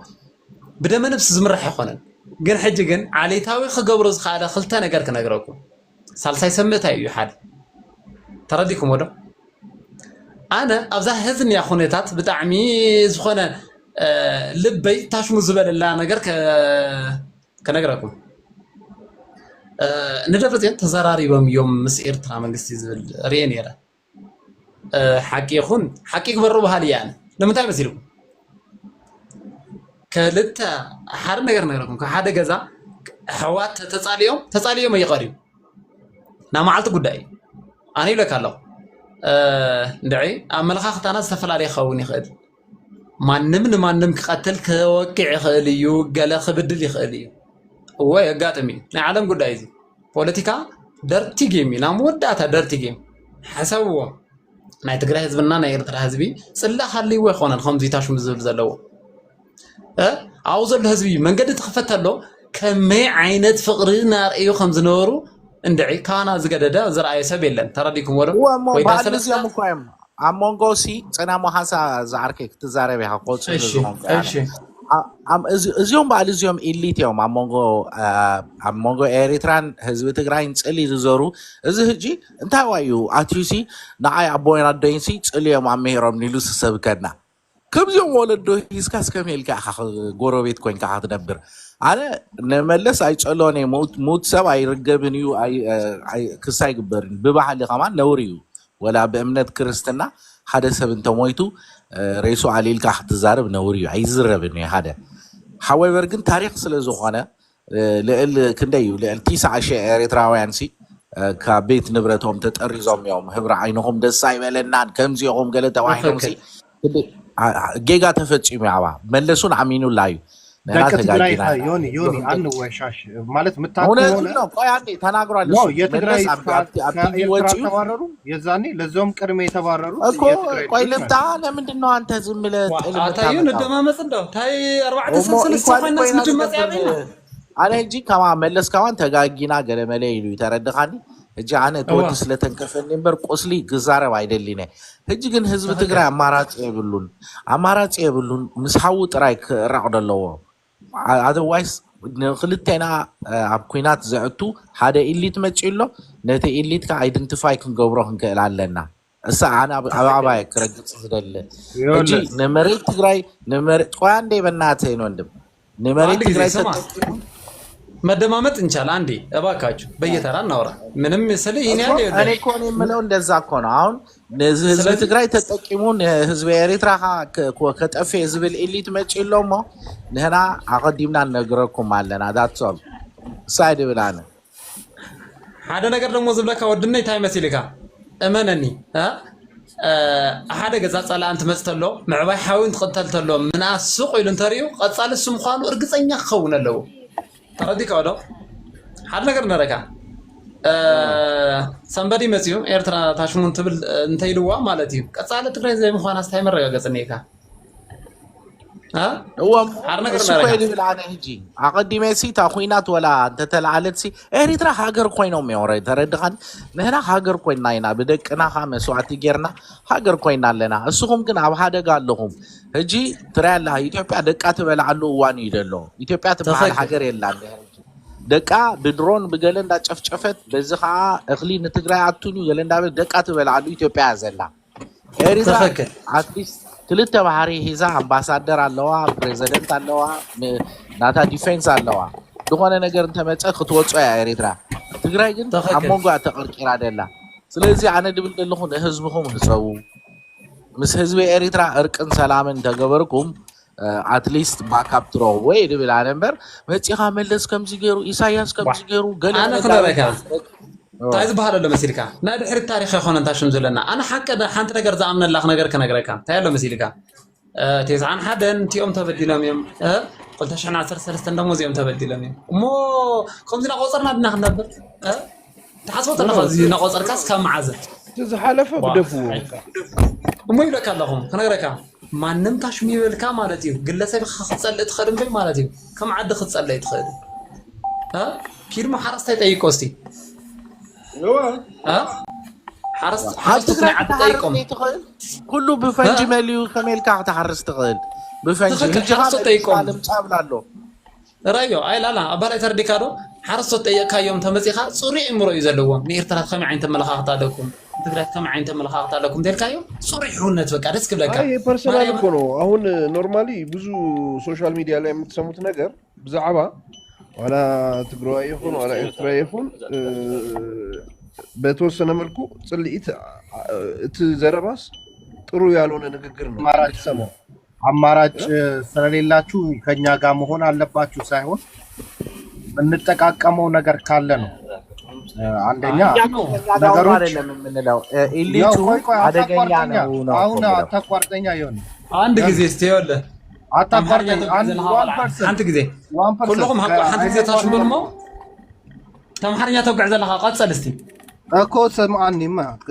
ቀጽል እንዳበልከው ያውለ እኔ ሁሉን ነገር እኔ አቃለውም የነበረውን ሁኔታም በደንብ አቃለው ያው ቤተሰቤ ላይ የሚደረሰ ነገር ስለሆነ ማለት ነው የታሪክ ማስተካከል ያስፈልጋል የሆነ ነገር መሃል ላይ ውርውር እያረጉ አሁን ስለዛ መነጋገር አያስፈልግም ብሎ እርድና ጥሩ አይደለም ለኔ የማይሆን እርድና ነው የተጫወተው እዚህ ንግግሮች ላይ ማለት ነው እና መጀመሪያ የተባረሩት ለዞም በከፋ ሁኔታ የተባረሩት ከትግራይ አሁን ስለአለፈ 90 ውስጥ የዛሬ 20 ዓመት እንመለስ ነው ተናግሯላ መመለስ አለብኝ መልስ መመለስ አለብኝ ነው አይደለም አንድ ሰው እንትን አለ ብለህ አሁን ከዛ ስለ ደርግ እናወራ ነው ውሃ انا حد نغرك ناتي مرخا خطا يستزاركم بمالتي ماي كارنت سيتويشن تراينا انا فكر برازري انا كنغرك ناتي مرخا خطا يستزاركم امبي عفاش وكيل يخونن خمزي تزخونس خمزي دم خونه صبق دم قم خونه ناي زلكم بي مالتي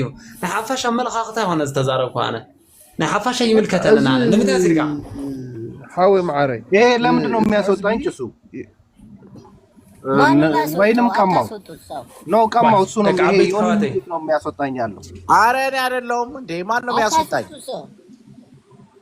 ማን ነው የሚያስወጣኝ ታዲያ እንደዚህ ብለህ ምናምን ውሃ ጠጣን ያልኩ ተረጋጋ ውሃ ጠጥተ አስተውለ ተናገር ስትናገር ምክንያቱም እዚህ ጋር ያለነው ሁለት ሶሳይቲ ሁለት ህብረተሰብ እንዴት ታርቆ ለሰላም ይዘምራል ነው ጨዋታው ልናገር ታዲያ ካልተናገርኩ እኮ አፌ ላይ ነው እኮ ቆምኩ ታሽ ተናገር ደቃቤቲ አሁን ለምን ነረኩም አታ 1% ሀደ እንዲቆ ተዛረቡ ዘላ አዳምጦሽ እሙ እንደማመጽ እንደው ዲ ስሙኝ እንጂ አንዴ ልናገር ቆይ ተናገራችሁ አይደል ሁለታችሁም አንድ አይነት ሐሳብ ነው just quiet and just wait then ስለዚህ የሆነው ሆኗል አይደለ የተደረገው ጄኖሳይድ በሁሉ ነገር ሁሉ ቀን ነው የምንናገረው ይሄኛው ከማንንም ጋር ሰላምም ይሁን ምንም ይሁን ለመናገር ተብሎ የሚቀር አይደለም አንደኛ ትግራይ 7 ሀገሮች ተባብራችሁ መታችሁ ነው የተቋቋም ነው ይሄ መቼም ቢሆን አንተም ይሄ 1/4ኛ ህዝባችንን ያስጨረሰ ጉዳይ ነው ስለዚህ ከዛ ተነስተን ነው የምንናገረው በዚህ ይቅር የሚባል ነገር የለም ማለት እኔ እንደ ህዝብ እኔ ፖለቲከኛ አይደለሁም ከናንተ ጋር ፖለቲካ አይደለም መናገረው የራሴን ሰዎች ያጣው ሰው ነኝ ኦኬ ስለዚህ በዚህ ደረጃ ነው ምንም ነገር ምን አሁን ያለው ሁኔታ እንዲ ነው ብለው መናገር ይቻላል ማለት አሁን እየመጣ ያለው ትግራይን ተመርኩዞ ጌታቸውን ይዞ ወደ ኤርትራ አሰብን ለመውሰድ ነው የሚመጣ ያለው ትግራይንም መልሶ ወደ ጦርነት ሊወስድ ነው እሱ ይሰራል ግን ያለፈ ታሪክን ግን ማስተካከል አይቻልም በህይወታችን ያየነው ነገር ነውና ስለዚህ ይሄ ሬከርድ የሆነ ነገር ላይ ኦኬ ግን አሁን ባለው ነገር ላይ ግን እየሄደ ባለው ነገር ላይ ግን ልናወራ እንችላለን እና አመሰግናለሁ። ቀጥሉ። ይሄ ደግሞ የተናገርከው ንግግር there is no such evidence that Eritrean troops have committed genocide in Tigray ይሄ በተባበሩት መንግስታት ድርጅት በእንባ ጠባቂው ድርጅትም ገብተው ያዩት ነገር ነው። የኤርትራ መንግስት ወይ ሰራዊት የፈጸመው ነገር የለም ነው የሚሉት። ከዛ አንጻር ተነስተን ነው የምናወራው። አሁን እዚህ ጋር አይ ኖ ኖ አንሳ ኖ ያወራው ነገር ክስ ነው። እዚህ ጋር ያወራው ክስ ነው። አሁን እንደዛ ከሆነ እንደዛ የምታወራ ከሆነ you have any evidence ማረጋገጫ አለ? የኤርትራ መንግስት ወይ የኤርትራ ትግራይ ገብቶ በጣም እሱ ቦታ ነራ ሳይድ አርገም there is no such evidence እኔ ያለ ኤቪደንስ አላምንም። ተዋታል በቃ ወድኔ ማዕረ ሀር ነገር ነረካ አፍቱ ቦታ እኔ እንዴ ዋ አነ ሞ አቤሎ ዓለም ድኸሰሳነ ኤርትራ ጀኖሳይድ ፈጽማ 1 ሚሊዮን ሰብ ከስም እንዴ ኖ የዓለም አሁን ይሄ ወደ ኋላ መቅረት ነው። ይሄ ወደ ኋላ ሁሉና ናምን ላይና ሁሉና ናምን ላይ ነገር ያለ ከዚህ በፊትም እኔ ቲፒኤልኤፍ እዚህ የሚያወሩት ፖለቲካ ሱይልካ ጭብጥ ነው ብሉ ክስታት ከሲስካ እሱ ደዋጽ አኩም አይኮነን ሰላም ግባራ ሰላም ዘው መንዳወዲ ወዝ ሁሉ ህዝብ ማዓተብ በህጅኻ መሊሱ ማዓተብኩም አውትዩ ከምዚ ተዛረቡ ተኾንኩም ካለ ሰብኩም አውትዩ ንሰላም ሰው ስለዚህ ታምናለህ ማለት ነው። ለምን ነው ወላይ ሙት ህዝብ እንደሞተ ሰማዕና ረካ አሁን ኤሪትሪያ ኮሚት ጀኖሳይድ ትግራይ የምታወሩ ከሆነ የባለፈው ይደገማል እያልክ ነው አይደለ? እንደግመዋለን ነው አይደል? እና አዘወይ እንደዛ አይደለም ያልኩት ወንድም ከራስህ ጋር አትጋጭ ማለት ነው። ሌላም ጦርነት ሊነሳ ይችላል በክስ በውሸት ክስ ሌላም ጦርነት ሊቀሰቀስ ከሰስ ጦርነት ነው የሚነሳው። ሌላ ልቂት ነው የሚነሳው ምናምን እንደፈለገ ይነሳ መስዋዕት አረ ነገር ነረኩም ይሆኒ ምንድነው የምታስፈራራው? እኔ እኮ አላደረግም ፈራራካ ሱልካ ሌላ ምን ይነሳል? ሐቅ ተሆይኑ ኤቪደንስ ተቀርብ ተኸስስ ሀገራዊ ቤት ፍርድኻ ይውስን እንዳትሰው ولا حد ايفيدنس ناي تيك توك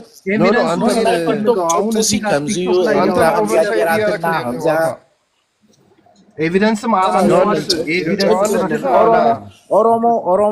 ኦሮሞ ጋላ አትዩ ክንዴ ነገር ዝጎበሮ ናይ ኦሮሞ ግን አይተዛረቡ ነይኹም ተረዳኻኒ እስኪ ተዛረቡ ይሁን ተባብራችሁ ነው የመጣችሁት እኮ አልኩ።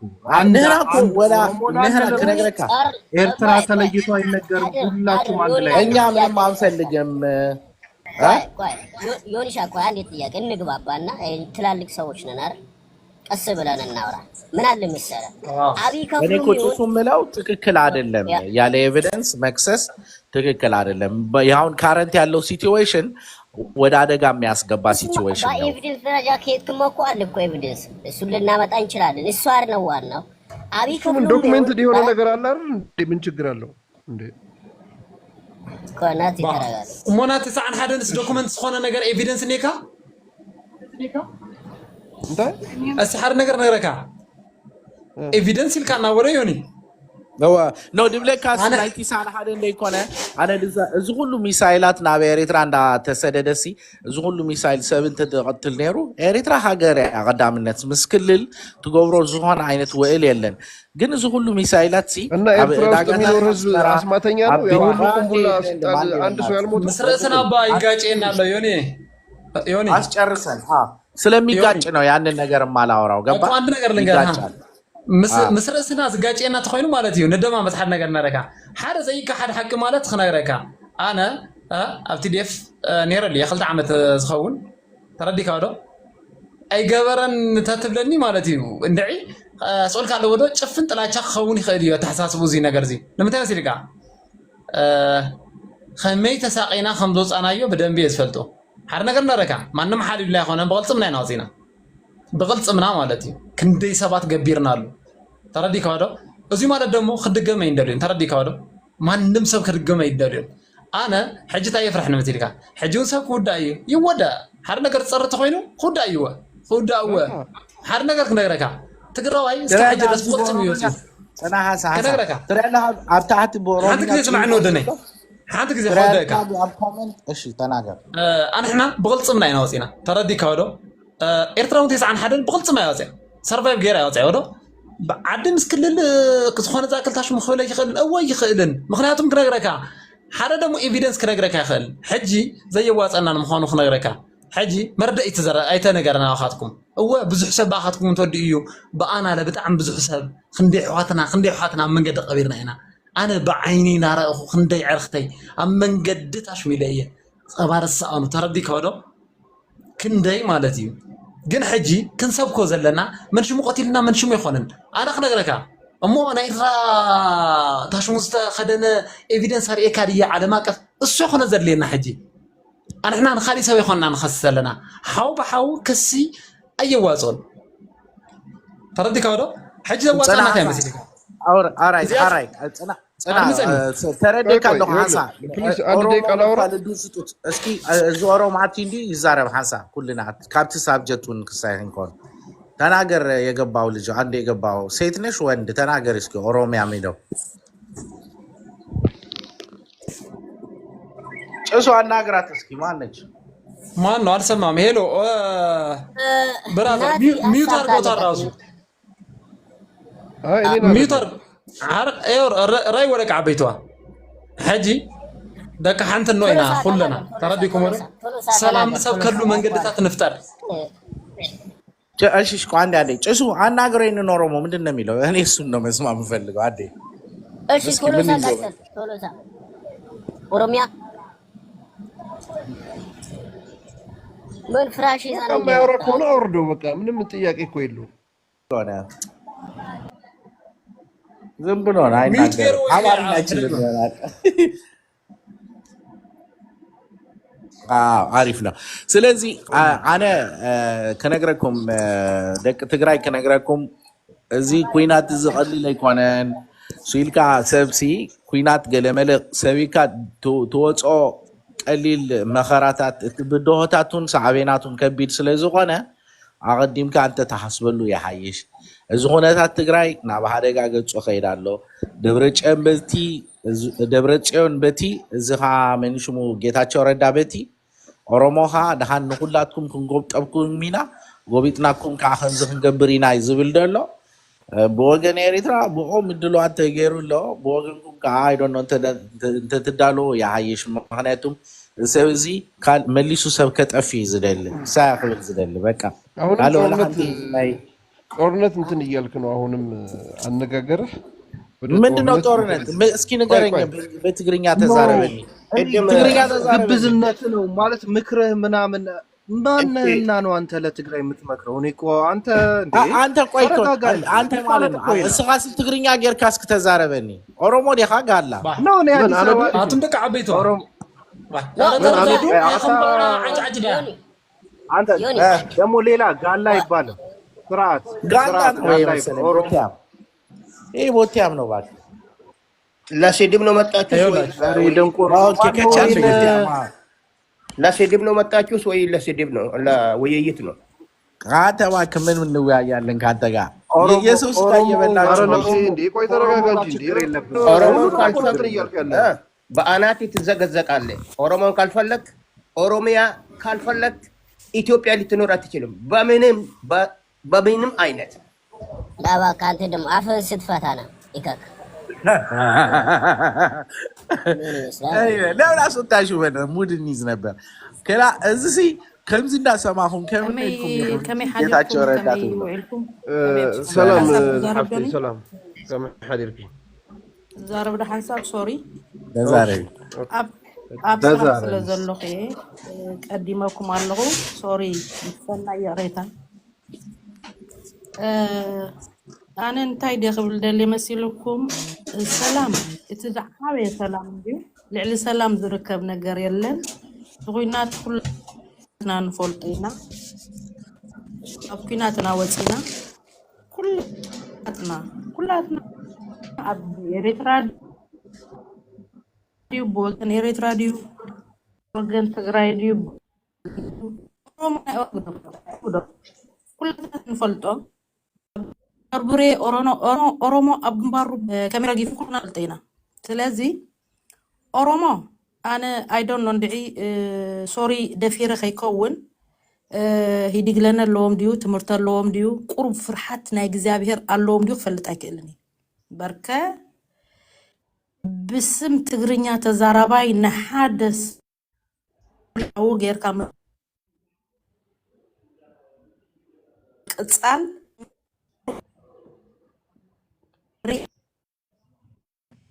ይቆራረጻሉ ዓለም ዞሩን እስኪ ሶል ከምስ አልዓረቤ በትናቶም ጭካኔ ሓደ ሓደ ጥዑያት ይህሉ እዮም ግን ብሰንኪ ንቁፅ ይነድድ ርሑስ እዩ ኦሮሞ ዝበሃሉ ሕብረተሰብ ግን አነን አነ ካኔ ይዘ ኔትወርክሽ ጥሩ አይደለም። ጓሌሬ ተመለሲ ወጽህ እተዊ አይ ቲንክ ኔትወርክ ከማ አይደለም። ኦኬ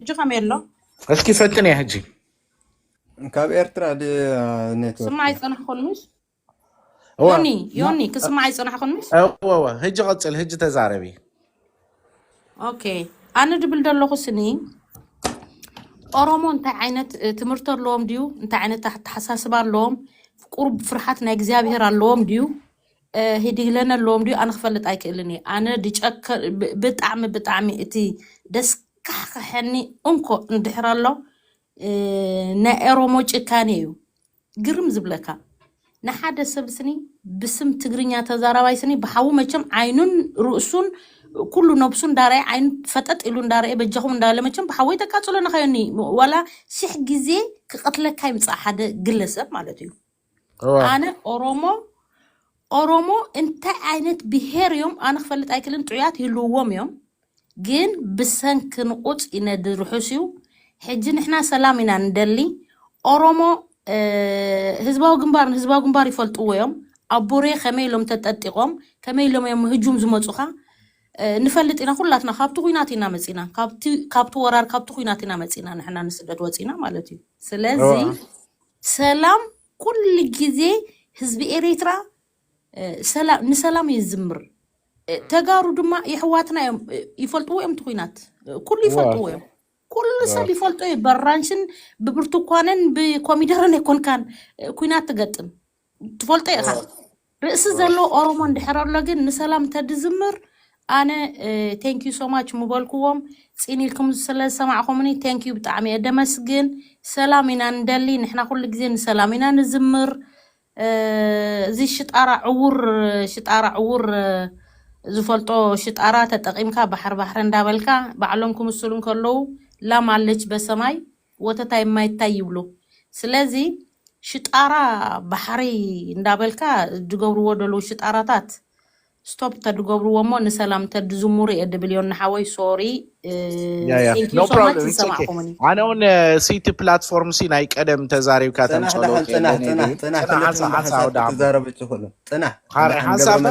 ሓንሳ ክምልሰላባ ጽናሕ ዮኒ ንስኻ ኩልችኩም ኤርትራውያን ኢኹም ጽናሕ ጥራይ ምክር ይቆያል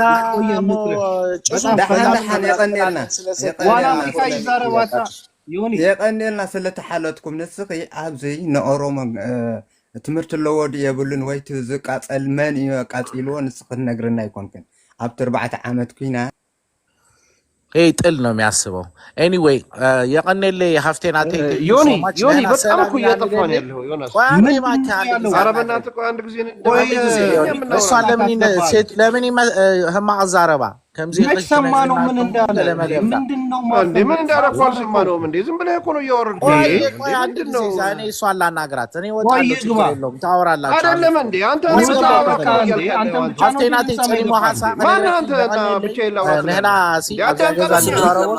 በስርዓት ነው ሰላም ህዝብ ትግራይ ሰላም ይዘልና አንተ ብቻ አታውራ እንዴ ኩናት ከዓይን ደልኒና ኩናት ካብ ኩናት ሲ ጸዋይ እኮ አዳምጠንኛ አንተ ብቻ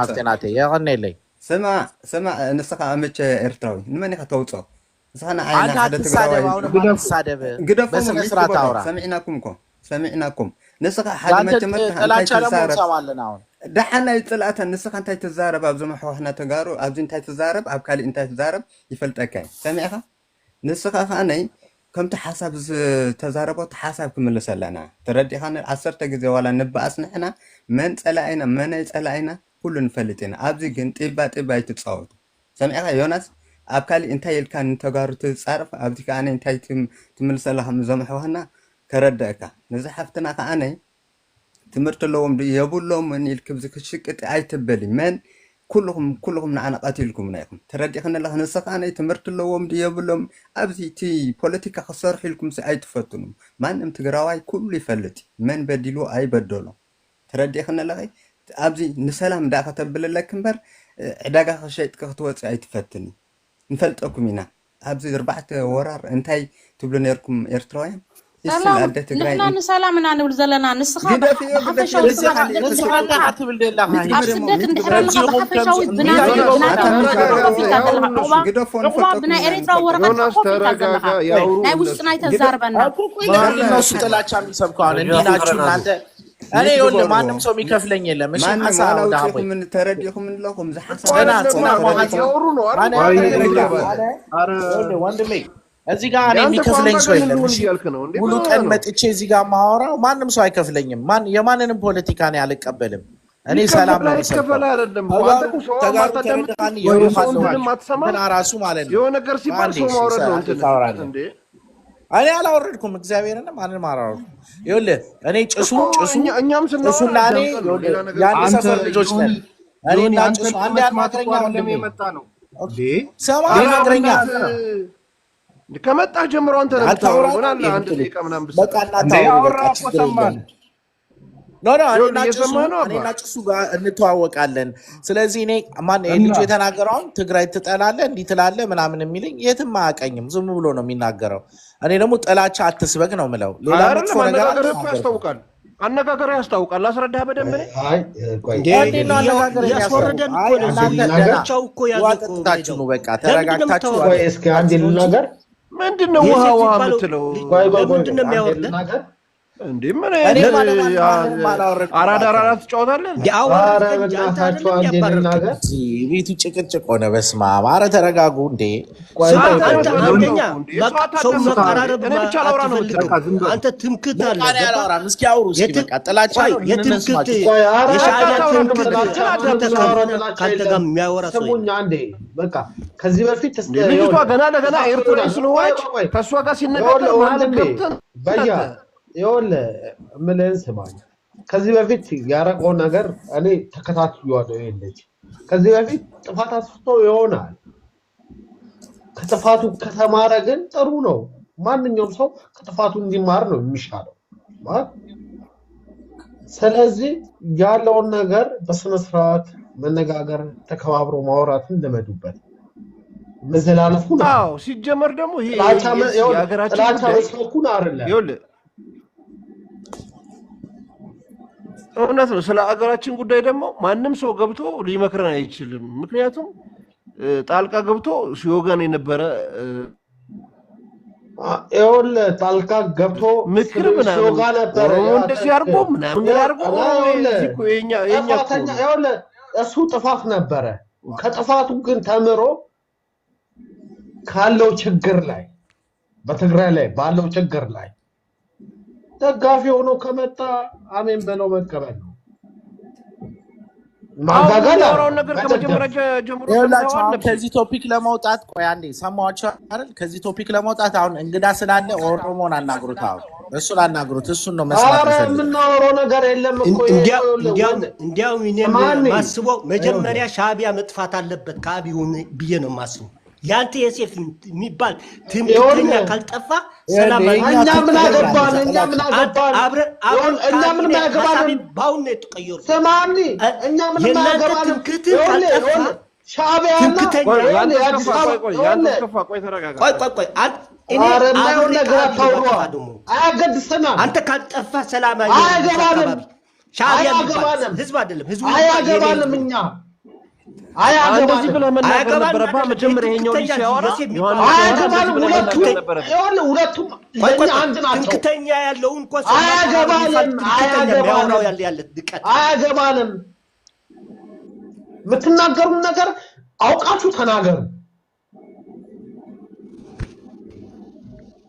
ራስህ ላይ ራስህ ላይ ጠላት አታብዛ። መቀነስ ነው እንጂ ያለብህ ጠላት ማብዛት የለብህም። ምን አገባ? ምን ወዳጅ የለንም እኮ ሁለቱ ይነጋገሩ። የሚያደርገው ያለ እዚሁ ሁለቱ ይነጋገሩ። ቀደደው ያለ ፕሮፓጋንዳ ሁለቱ ይነጋገሩ እንደፈለጉ ይሁኑ። ያው አትዝጋኝ አንተ እሱ እኮ ነው ማን ነው የሰጠው እዚህ እኔ የትግራይ ቤት መስሎኝ ኧረ ስማኝ ኧረ በእናትህ ሻዕቢያ አትበል በቃ አይመለከትህም እኮ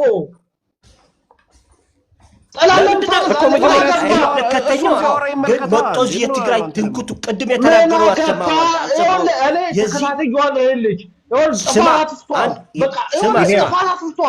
ከጥፋቱ ግን ተምሮ ትምክተኛ እነዚህም ናይ ህግደፍ ተይጠፉ ሰላም ይረክብ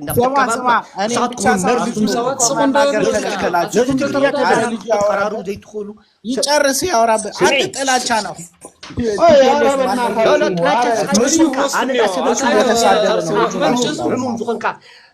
ብጥቅምካ ዘይተሓስብ ተቀረብኩ እንኳን አወጣው የምናወራው ነገር የለም። ማንንም እኮ እስቲ ያንተ እስከፋ ሀሳቡን ይጨርስ። አንድ ሰው ሀሳቡን ይጨርሳ። ከዛ ሀሳብ ይጨርስ። እኛ አይመለከተንም። እዛው ጨርሱት። ሁለታችሁ ነው የምትነጋገሩት።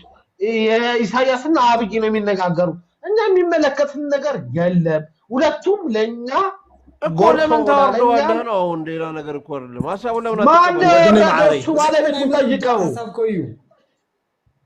ود ነው ስማዕኒ ያንተስ ከፋ ማን ሓወይ ማዕረይ ኣነ ልካ ሓማኻ ትግራዋይ ወኔ ከም ታሽሙ ሞባይል ይኾነ ዘልየኮ احنا ክንረዳዳ እንዲ ዘድለ ወዶ ቀሲልና እንረዳዳ ይሁን አይ ምልከተና ዘይኾነስ ሓደ ነገር ከነግረና ሓደ ነገር ነረካ ወድኒ ማዕረይ ኣንሕና ብስተማይጥናሉ ልክዕና ኮ መረዳዳ ንኽእል ኣሕና ማቹርድ ወጣታት ኢና ተረዲካ ወዶ ዋ ክነግረካ ስለ ጎረቤትካ ዘይምልከተካ ትኾይኑ ማጽዋሕና ኻኮይ هو خفو نجار بس إحنا أيوة مو عدم لك عنا خفو نجار ناس أنا قدنا ننبر تاي خلو زخلو تاش موالكم تاي تقوموا قصيركم باتردادو ولا عخنا نودو ها إسخ حساب كاتزارم كتصال دم حالي الدامس هو خورد زلوا ما كانت عندنا مسألة زحاوي عندنا نجار من جمر يهون إشي سوري حال نجار نركان يعني تسكفى زبها القلعة تخكلني أيه تقرأي ودو أوه تقرأي ودو ودنو ناتكو أوه أنا تايخون مسير كودني معاري أوه أنا حجي تقرأي ترى دي كودو تايز لك قبلني 3 عام زحف تقرأي سينا لنا إحنا ترى دي كودو بيرترو كذا لكم دم حواتي دمو مالتيو تخكلينا عينة التحساس بأي هليكم بك تخكل تدخل نيرو مالتيو اسكا حجي معبنا نيرنا كلنا أو كل ساعات نيجي نايمن شو محاسب زلقف كل مخنات كنقرأك بتعم بزح حساب سئنا أنا يلك الله بوجا أنا يلك الله كاوجز أنا شدش تساسئنا يعني بزخونة تزي مالتي ناتنا عج مالتي من مصغيرنا قريلا أنا إحنا جن كم إنفلونسر مالتي ها سلام كنسب خلنا تردي كاولو قول عخنا نيا قول عخنا رأيو خندي أونلاين خندي 3 شحن كذا نسب أونلاين كتاتلك على وده ها وين يكتاتلنا على وده وا فقر السنسبة كوز سبزيوا أتاسكا معزينا برتنا على الناس وي أيضا نخا خميدا نخنا توالنا النبر حسوه أنا سمينا حدا تنخون نيرنا من داني خلنا زغل أتحنا كسننا سقلنا خمسة نقلنا لكم هنا أو فلتت دبلكم أو قلة دبلكم حرنا كنا لك سحتة تفتيري وسحتة تفتيري يوني عن توصل كايا بتاع زنا درت النجار كنا لك إيفيدنس لكم بخصاصه باي أمو إيفيدنس سلزي اللي إحنا مليتنا نخلور رزلنا نعخاتكم حجي تاخونا تتقيمنا خلكم تطالعكم نيخم ودو إحنا هنا مونغورنينا إيفيدنس اللي إحنا تنوركم بيزحش ويس تردادي أخا من بس من خون كم ذلوا تنزل عربي زحشنا خلاينا ما خناركم ها سالسا يسب تعانتوا أرا من شو يزارب ناولكم زنوركم سوات مالتي أي ملكتون زا نورمال زا ديبيشن زيا ها بناتنا بإرتراينا نخالي مدى بيخولن ها أنا مسيو وين دمو محاري مسيو تأتينا إحنا نزا 15 من ها خميكم تحسبوا زلهم ጽቡቅ 1% ክስታይ ንግበር ሕጂ እቲ ህሉ ኩነታት ጥራይ ንዛረብ ብዝብል ኣነ ከም ኣብ ኮሜዲ ሚድያ ትኽክል ኢኻ ኣነ ናይ ክልቲኹም ትኽክል እዩ ክልቲኡ ወገናት ተበዲሉ እዩ ወዶ ሕጂ ግን ዘድልየናስ እንታይ እዩ ኢልና ንሕሰብ እንታይ እዩ ኢልና ኢና ክንሓስብ ዘለና ሓደ ነገር ነረኩም ዋጭ ስለ ዝበልና ተቐይርዋ ዋላ ሓንቲ ነገር የላን ተኸኢልካ ሆስ ዝኾንካ ሰብኣይ ማለት እዩ ሆስ ዝኾንካ ሰብኣይ ሰላምን የመሰለ ነገር بزيك إيرتراي ناتجراي أبزي خاطو عرس كتفكر يبي نبركان لمن تاي مسيلك ها أمون كنا عتينو مسألة نارجو حجي ون سلا لا يمسي منيو يردكم تخوينو مالتي هو ولا حنتي زمان نجر كويلن هذا نجرك السوق يكونن السوار اللي بابا حدا زي بتشا قدام تصني አሁን ወደ ቆንጆ ቫይብ ውስጥ እየገባን ዮናስ የሚናገረው ንግግር ነው እናንተ እዛ ጫፍ ላይ ተጣብቃችሁ ኤርትራ የራሷ ዲፌንስ ያላት ነች እናንተ ዋ ዲፌንስ ናትና እኮ ዲፌንስ አለው ዋጋ ዝከፈሉ ዲፌንስ አለው ወደዛ አትምጣ ነው ቆሙ ይበልኩ ነው በጃኻ በቃ ነዳምጾ ነው መንሹም በቃ ስቆሉ ቀጥሎ ድነ ወደ ጥሩ ነገር መምጣት እግዚአብሔርም የሚፈልገው ነገር ነው ገብቷል ሰላም ሆነን እንደ እንትን እኮኛ እንደ ተደረገብን ድርጊትና ግፍ መከራ ማለት ነው በዚህ ሰዓት የመጀመሪያ ገቢዎች ጦርነቱ እኛ ነበርን ከሻዕቢያ ጋር ግን ያን እንትን የሚል ጭንቅላት ያለው ህዝብ አይደለም ያለው ፈራህ እግዚአብሔር ያለው ህዝብ ነው ገብቷል ወደዛ አንሂድ ነው የኛ የራሳችን መከላከያ ያላት ሪፈረንዳም ያደመች ነች ፎርስ አለን የራሳችን የሚከላከልን ገለዋ የኛ እኮ ስንት ዋጋ የከፈሉ ዓለምን ያነጋገሩ ቲዲኤፎች እኮ ናቸው ያሉት እንዴ ነፍሴ ወደዛ አትምጣ ነው በቃ ዋናው ነገር ሰላም እንሁን ነው ወደዛ እንጂ በቃ ሌላ ነገር ምናምን እንትን ማለት ወደ ሰላም በቃ እንትን ማለት ነው የሚሻለው እንጂ እንትን እንደዚህ ነው ገለገላ አይትበልና ትክክል እዛ ላይ ሰው ደግሞ ሲያወራ ሐሳቡን መረዳት ነው ሶልካ ሙራድ ገለ እንትን አይቆንም ቴንክ ዩ በቃ ሰልጠን ሐሳብ ማለት ዝዩ ባኒ ግብረ መልስ መልሊሰ ሱ አገዳሲውን አይቆንም ሁሉም ተዛሪቁ ለናገርና ለሉታሽ باي بترابا مع عدل هبون بايوني عدل هبون ميزارو مو توقع صح بقى اوكي عندي بچا አይችም ብቻ ተናገረ ይሉታል ሁለታችሁ አንድ ቋንቋ ነው የምታወሩት እኔም ጨመር ማለት ነው ያንዳ ካን ሰዎች ነው የጠፋው ጠፍቷል በዛ ስተት መማር መቻል አለባችሁ ሁለታችሁ ዘንድ ጦርነት ኤርትራ ላይም ትግራይ ላይም አስፈላጊ አይደለም አንድ ቋንቋ ስለሆናችሁ ስለዚህ ተቻችላችሁ ባትዋደዱም ተከባብራችሁ መኖር አስፈላጊ ነው የእውነት እላለሁ ጦርነቱ 30 ዓመት ሙሉ የባህር ነገር ተነስቶ አያውቅም ነበር እኔ እንደማውቀው የተወለድኩበት ነበር አሁን ተነስቷል ለምን እዛ ጋር የነበሩት መሪዎች የኔ አካል ናቸው ብለው ስለሚያስቡ ነበር ስለዚህ መከባበርና መዋደድ ለመዱበት እውነት በጣም አመሰግናለሁ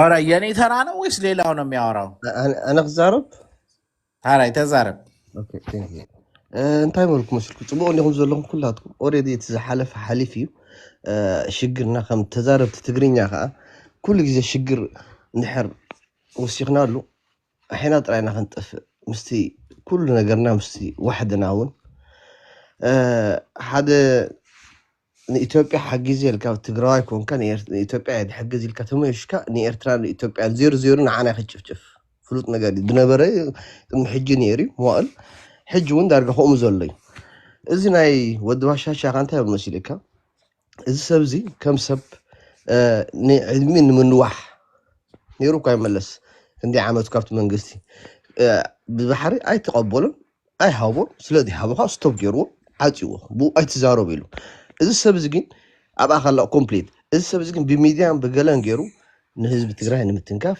ንኤርትራ ንምትንካፍ ዕድሜ ንምልዋሕ ከምቲ ተሓስቦ ማለት ናይ ጥንቋላ ንኸምኡ ንምግባር እምበር ንህዝቢ ኢትዮጵያ ሓሳብ ኣለዎ ኮይኑ ይኮነን እን ሕጂ ዓቕሚ ኣለዎ ኮይኑ ይኮነን በቲ ብትግራይ ፈርሕ በቲ ብኣምሓራ ፈርሕ በቲ ብገለ ፈርሕ ግን ህይወት ንምምራሕ እዩ ሕጂ ኦልሬዲ እሕና ግን ከምቲ ተዛረብ ትግርኛ እዚ ኩሉ ሽግርና ዕድሜና ሙሉእ ተቐጥቂጥና ብኩሉ ማለት እዩ በቲ ናይ ኤርትራ ኹም በቲ ናይ ትግራይ ነዚ ኩሉ ነገር እሕና ኣፅቢብና ተስፋ ንዑ ብሎክ ጌርካ ኩሉ ነገር ካብቲ ሃገር እውን ንቐፃሊ ከምዘ ይብሉ ዕልሚኡ ከምዚ ሓፅር ምግባር ጥሕና ክንሰርሕ ዘለና ኢና ድሕር ከም ትግርኛ ተዛረብቲ ኣነ ከዚ ጥራሕ ኮይኑ ዝስማዓኒ እቲ ኩሉ ሽግርና ርኢና ማለት እዩ ተቐጥቂጥና ኢና ህዝቢ ትግራይ ተቐጥቂጡ እዩ ህዝቢ ኤርትራ እውን ተቐጥቂጡ መዋእሉ እዚ ኩሉ ገዲፍና ሕጂ ሕና ክንሰምር ጥራሕ ኮይኑ ይስማዓና ኣነ ቴንክ ዩ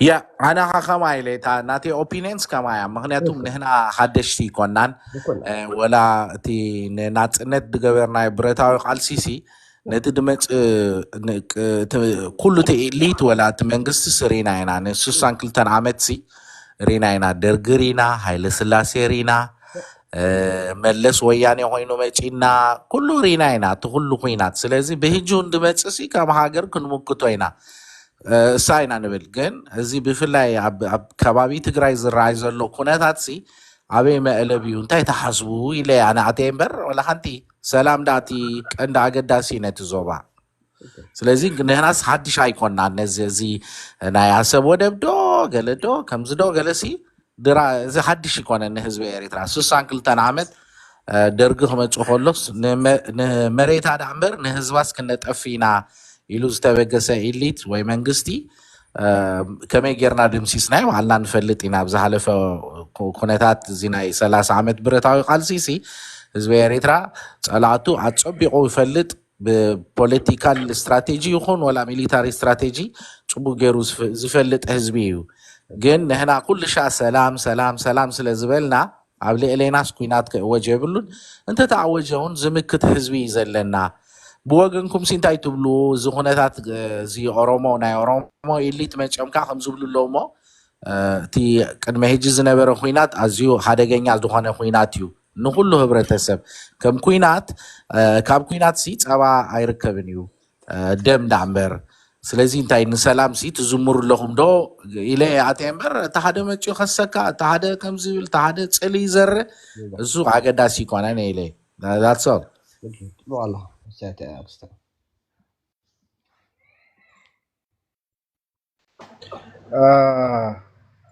ምን አለ መሰለ ማለት እንደዚህ የህዝብ ለህዝብ ስናወራ ፋክቶች እና ፕሮፓጋንዳዎችን ምናምን ለይተን ማወቅ አለብን ማለት ፋክት የሆኑ ነገሮች የማይቀየሩ ነገሮች አሉ እነዛን ስትናገር እና ይሄ ፕሮፓጋንዳዎችን ስትናገር አንድ ላይ ያመስ ስትናገር ሌላውን ኦፌንድ ታደርጋላችሁና በጣም ጥንቃቄ ያስፈልጋል እዚህ ላይ ለመነጋገር ማለት ነው እንጂ አንዳንድ ነገሮች በዛ አይን ከታዩ ከተረዳችሁኝ ማለት ነው ፋክቶችን መለየት መቻል ከዛን ኦፌንድ የምታረጉት ሰው አይኖርም ማለት ነው ማለት ሌላው የምትፈልገው አይነት ውይይት ለማድረግ ቀላል ነው ብዬ ነው ማምነውና ይሄ ነው ሐሳቤ ቀጥሉ እኔ ደግሞ ላንተ ጥያቄ አለኝ ለምሳሌ አሁን የኦሮሞ ኢሊት መጥቶ ትግራይ ውስጥ እናጠፋቸዋለን ብሎ እንደዚህ አይነት ጦርነት ሲያውጅ ኤርትራ እንደ ሀገር ዝም ብላ የምትታዘብ ይመስልሃል እስኪ ንገረኝ ይኸውልህ ሁሉም ከጥቅሙ አንፃር ነው ነባ ትግራይን አጥፍቼ ከዛን ወደ ኤርትራ ነው ብሎ ካሰበ ኤርትራ መንግስት ኢንቮልቭ ሊያደርግ ይችላል ከጥቅሙ አንፃር ነው ማባ ሁሉም ሀገር ፖለቲካል ኢንተረስት ወይም ደግሞ የፖለቲካ ጥቅም ስላገኘን ብቻ አይደለም እዚህ ጋር ማየት ያለብን ሴኩሪቲም ለኛም አሁን ለምሳሌ ትግራይ ላይ ጦርነት ይካሄድ ነው ለሰልፍ ኢንተረስታችን ደግሞም ሉዓላዊ የሆነን ሀገር ስለሆነ እኛ ደግሞ የዓለም ህግ ይፈቅድልናል ራሳችንን ዲፌንስ ለማድረግ እሱ ብቻ አይተነዋል እኮ የኢትዮጵያ መንግስት በትግራይ ላይ እንደዚህ ያህል ጦርነት ሲካሄድ ለኢትዮጵያ መንግስት ጫና እንዲካሄድበት የትግራይ ህዝብ ታግሏል። አልታገለም አላልኩም፣ ታግሏል። ራሱም ጠመንጃ ይዞም ቢወጣም በዓለም ላይም ሰላማዊ ሰልፍ ቢያደርግ ያ ጫና ምን ያህል ምንም እስካሁን ድረስ ምንም የመጣበት ሶሉሽን የለም። ስለዚህ እዚህ ጋር ፓወር ኢዝ ዲፌንስ ማለት ነው። ሁሉ ጊዜ ፖለቲካ እንደዛ ነው። ፓወር ካለህ ነው ዲፌንስ የምታደርገው እንጂ የሚመጣ አሁን ያ እንዳይነሳ ነው። ሁለቱ ህዝቦች ምን ያህል ጥሩ ጉርብትና ቢሰሩ ጥሩ ነው፣ ፖለቲክ ለሰላሙ አንጻር ማለት ነው። ኤኒዌይ እኔ በዚህ ጨርሰዋለሁ። ጭሱ ሌላ ቀን እናወራለን። ሁላችሁም እዚህ ጋር ያላችሁ ቴንክ ዩ ሶ ማች። የቀኔ ካለ ማለት ተራኸበና ባይ መርሐባ ሰናይ ጻንሕት ይኹነልኩም ደቂ ዓበይቶ ሄሎ ጽናሕ ንምንታይ ሚት ገይርን ዋና ገዛ ጭስ ንምንታይ እናፅሓፍ ኩልኩም ዘይት ከፍቱኒ እንታይ ነይሩ ሓሳብካ ወድነይ ኦኬ ንምንታይ ሚት ገይርን ኮመንት ዘይት ብሎ ደስ ከም ዝበሎ ንሱ ሚት ገይርን ፀኒሕና ፅሓፍ ኩልካ ዘይት ብራዝ ብድምፂ ንገረና ችግር የብሉን ወሞሲ ሚት ገይርን ፀኒሕ ሓደ ከይወፅእ ከለኹ ነግሮ ተረዲእካ ንለካ ነዚ ሰላም እንድሕር ደሊኻ የብለካ ኣለኹ እቲ 52 ዘሎ ዓድታት ወረዳ ክወፅእ ኣለዎ እዚ ተኣምነሉ ዲኻ ኣብ ትሕቲ ሻዕብያ ከም ዘለዎ በሎ እዚ ኣይመልሳ ኣብ ናይ ሚኪ እንታይ ይዛረብ ኣብ ናይ ሚኪ ፅናሕ ሚትግበሮ ናትካ ጥራሕ ሓሳብ ኣይኮን ሚትግበሮ ኣብ ናይ ሚኪ ገዛ ከይድካ ሚኪ ክምልሰልካ ፅናሕ ወዲ ሰራይ ሚኪ ኣብ ትግራይ ክወፅእ ኣለዎ ኤርትራ ሕረድዎ ዝበለሲ ኣብልካ ኢኻ ዕዳጋ ትሽቅጥ እዚ ይመልሶ ኣብ ናይ ሚኪ ከይድካ ከምኡ ሚኪን እንኳን አሁን ነው ማውቀው አንተ ውሸታም ኤኒዌይ ውሸታም ኣይትበለኒ ጭሱ ስማዕ ተጋሩ እንድሕር ኮይንኩም እዚ ኣነ ኣፈኛ መንግስቲ ኤርትራ ኣይኮንኩን ድኾነ እቲ ህቶ ሓቲትካ የደለኻ ብውዕል ኣልጀርስ ከም ኣፍልጦ እንተኮይኑ ብውዕል ኣልጀርስ ኤርትራ መሬት እያ ዘላ መሬት ትግራይ የላን እንደላኻ ውዕል ኣልጀርስ ታይዲ ሞ ዝብል ወድነ ወሕጂ ካለ ሳብጀክት ይኸፍተልና ደልዩ ኣነ ኣፈኛ መንግስቲ ከም ኤርትራዊ ፅናሞ ሓንሳብ ወዲ ሓቦይ ሓንሳብ ከም ኤርትራዊ መንግስቲ ኤርትራን ህዝባን ኣብ መሬት ኣደላ ቻው ተወዲያ እሱ ቀደሙን ኣብ መሬቱ እዩ ነይሩ እጅኻ ኣብ መሬቱ ሎ ውዕል ኣልጀርስ ከዓ ኣብይ ኣሕመድ ፈሪሙ ተቐቢሉ መለስ ከማን ፈሪሙ ተቐቢሉ ተወዲያ ካለ ሓድሽ ነገር የለን እማሓድ ነገር ንክጥይቐካ እስቲ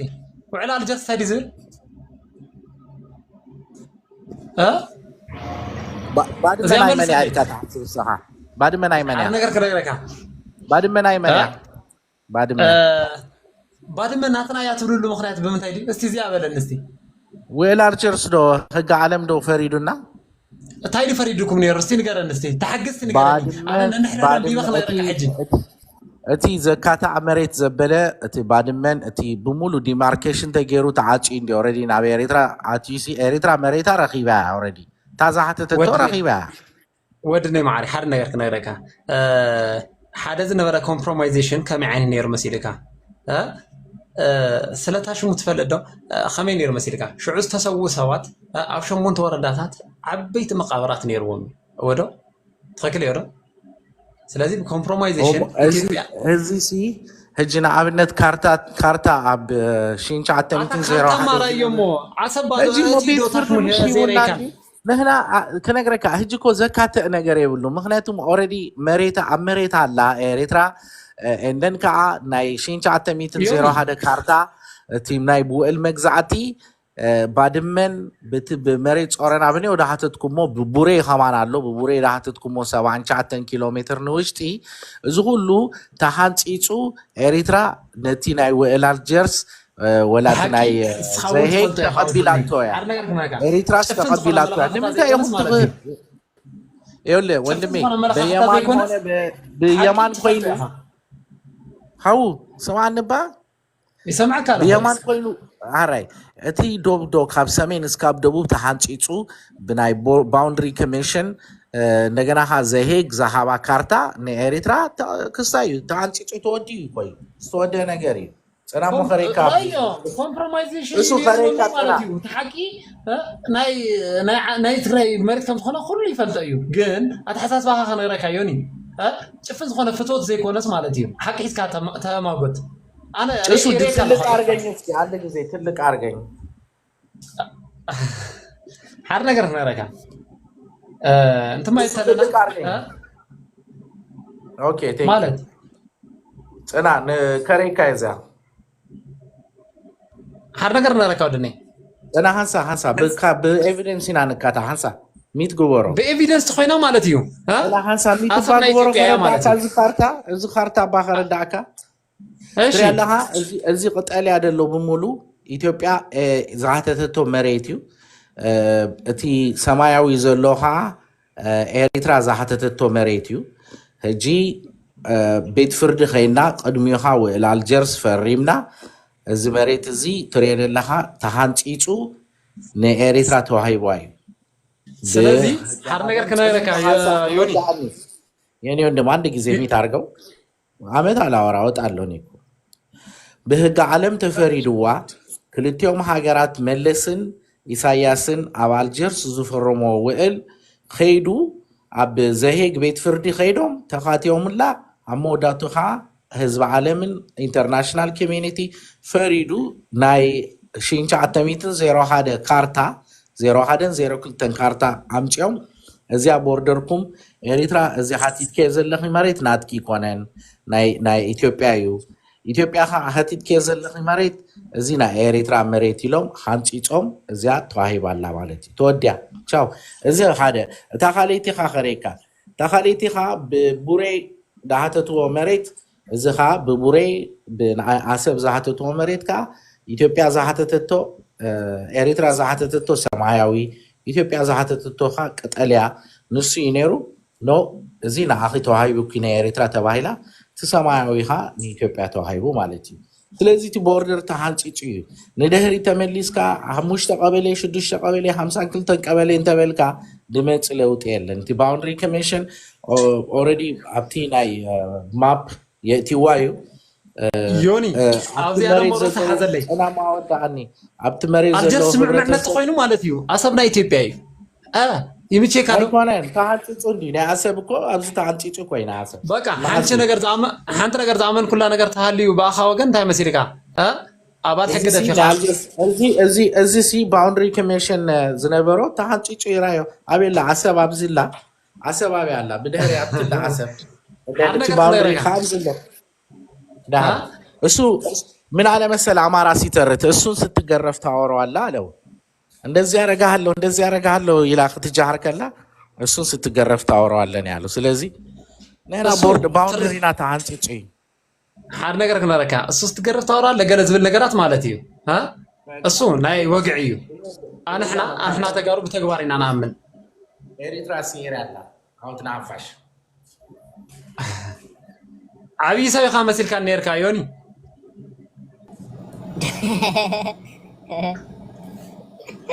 ወርፓሴንት ይመቻችሁ ግርናይ ብሮ ሌላ ጊዜ እናወራለን አድሚን አለ ወርፓሴንት ስትመጣ ቤቱን በደንብ ትቆጣጠራለህ ብዬ አስባለሁ አሁን ሊተኛ ነው እኔ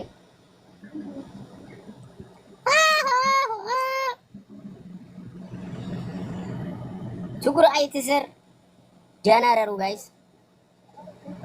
ዋና አፍሪካ ነው ምናምን አፍሪካ እንደዛ አይደለም የምትጣፋው ፋራ መራስ ጥሜት ስማ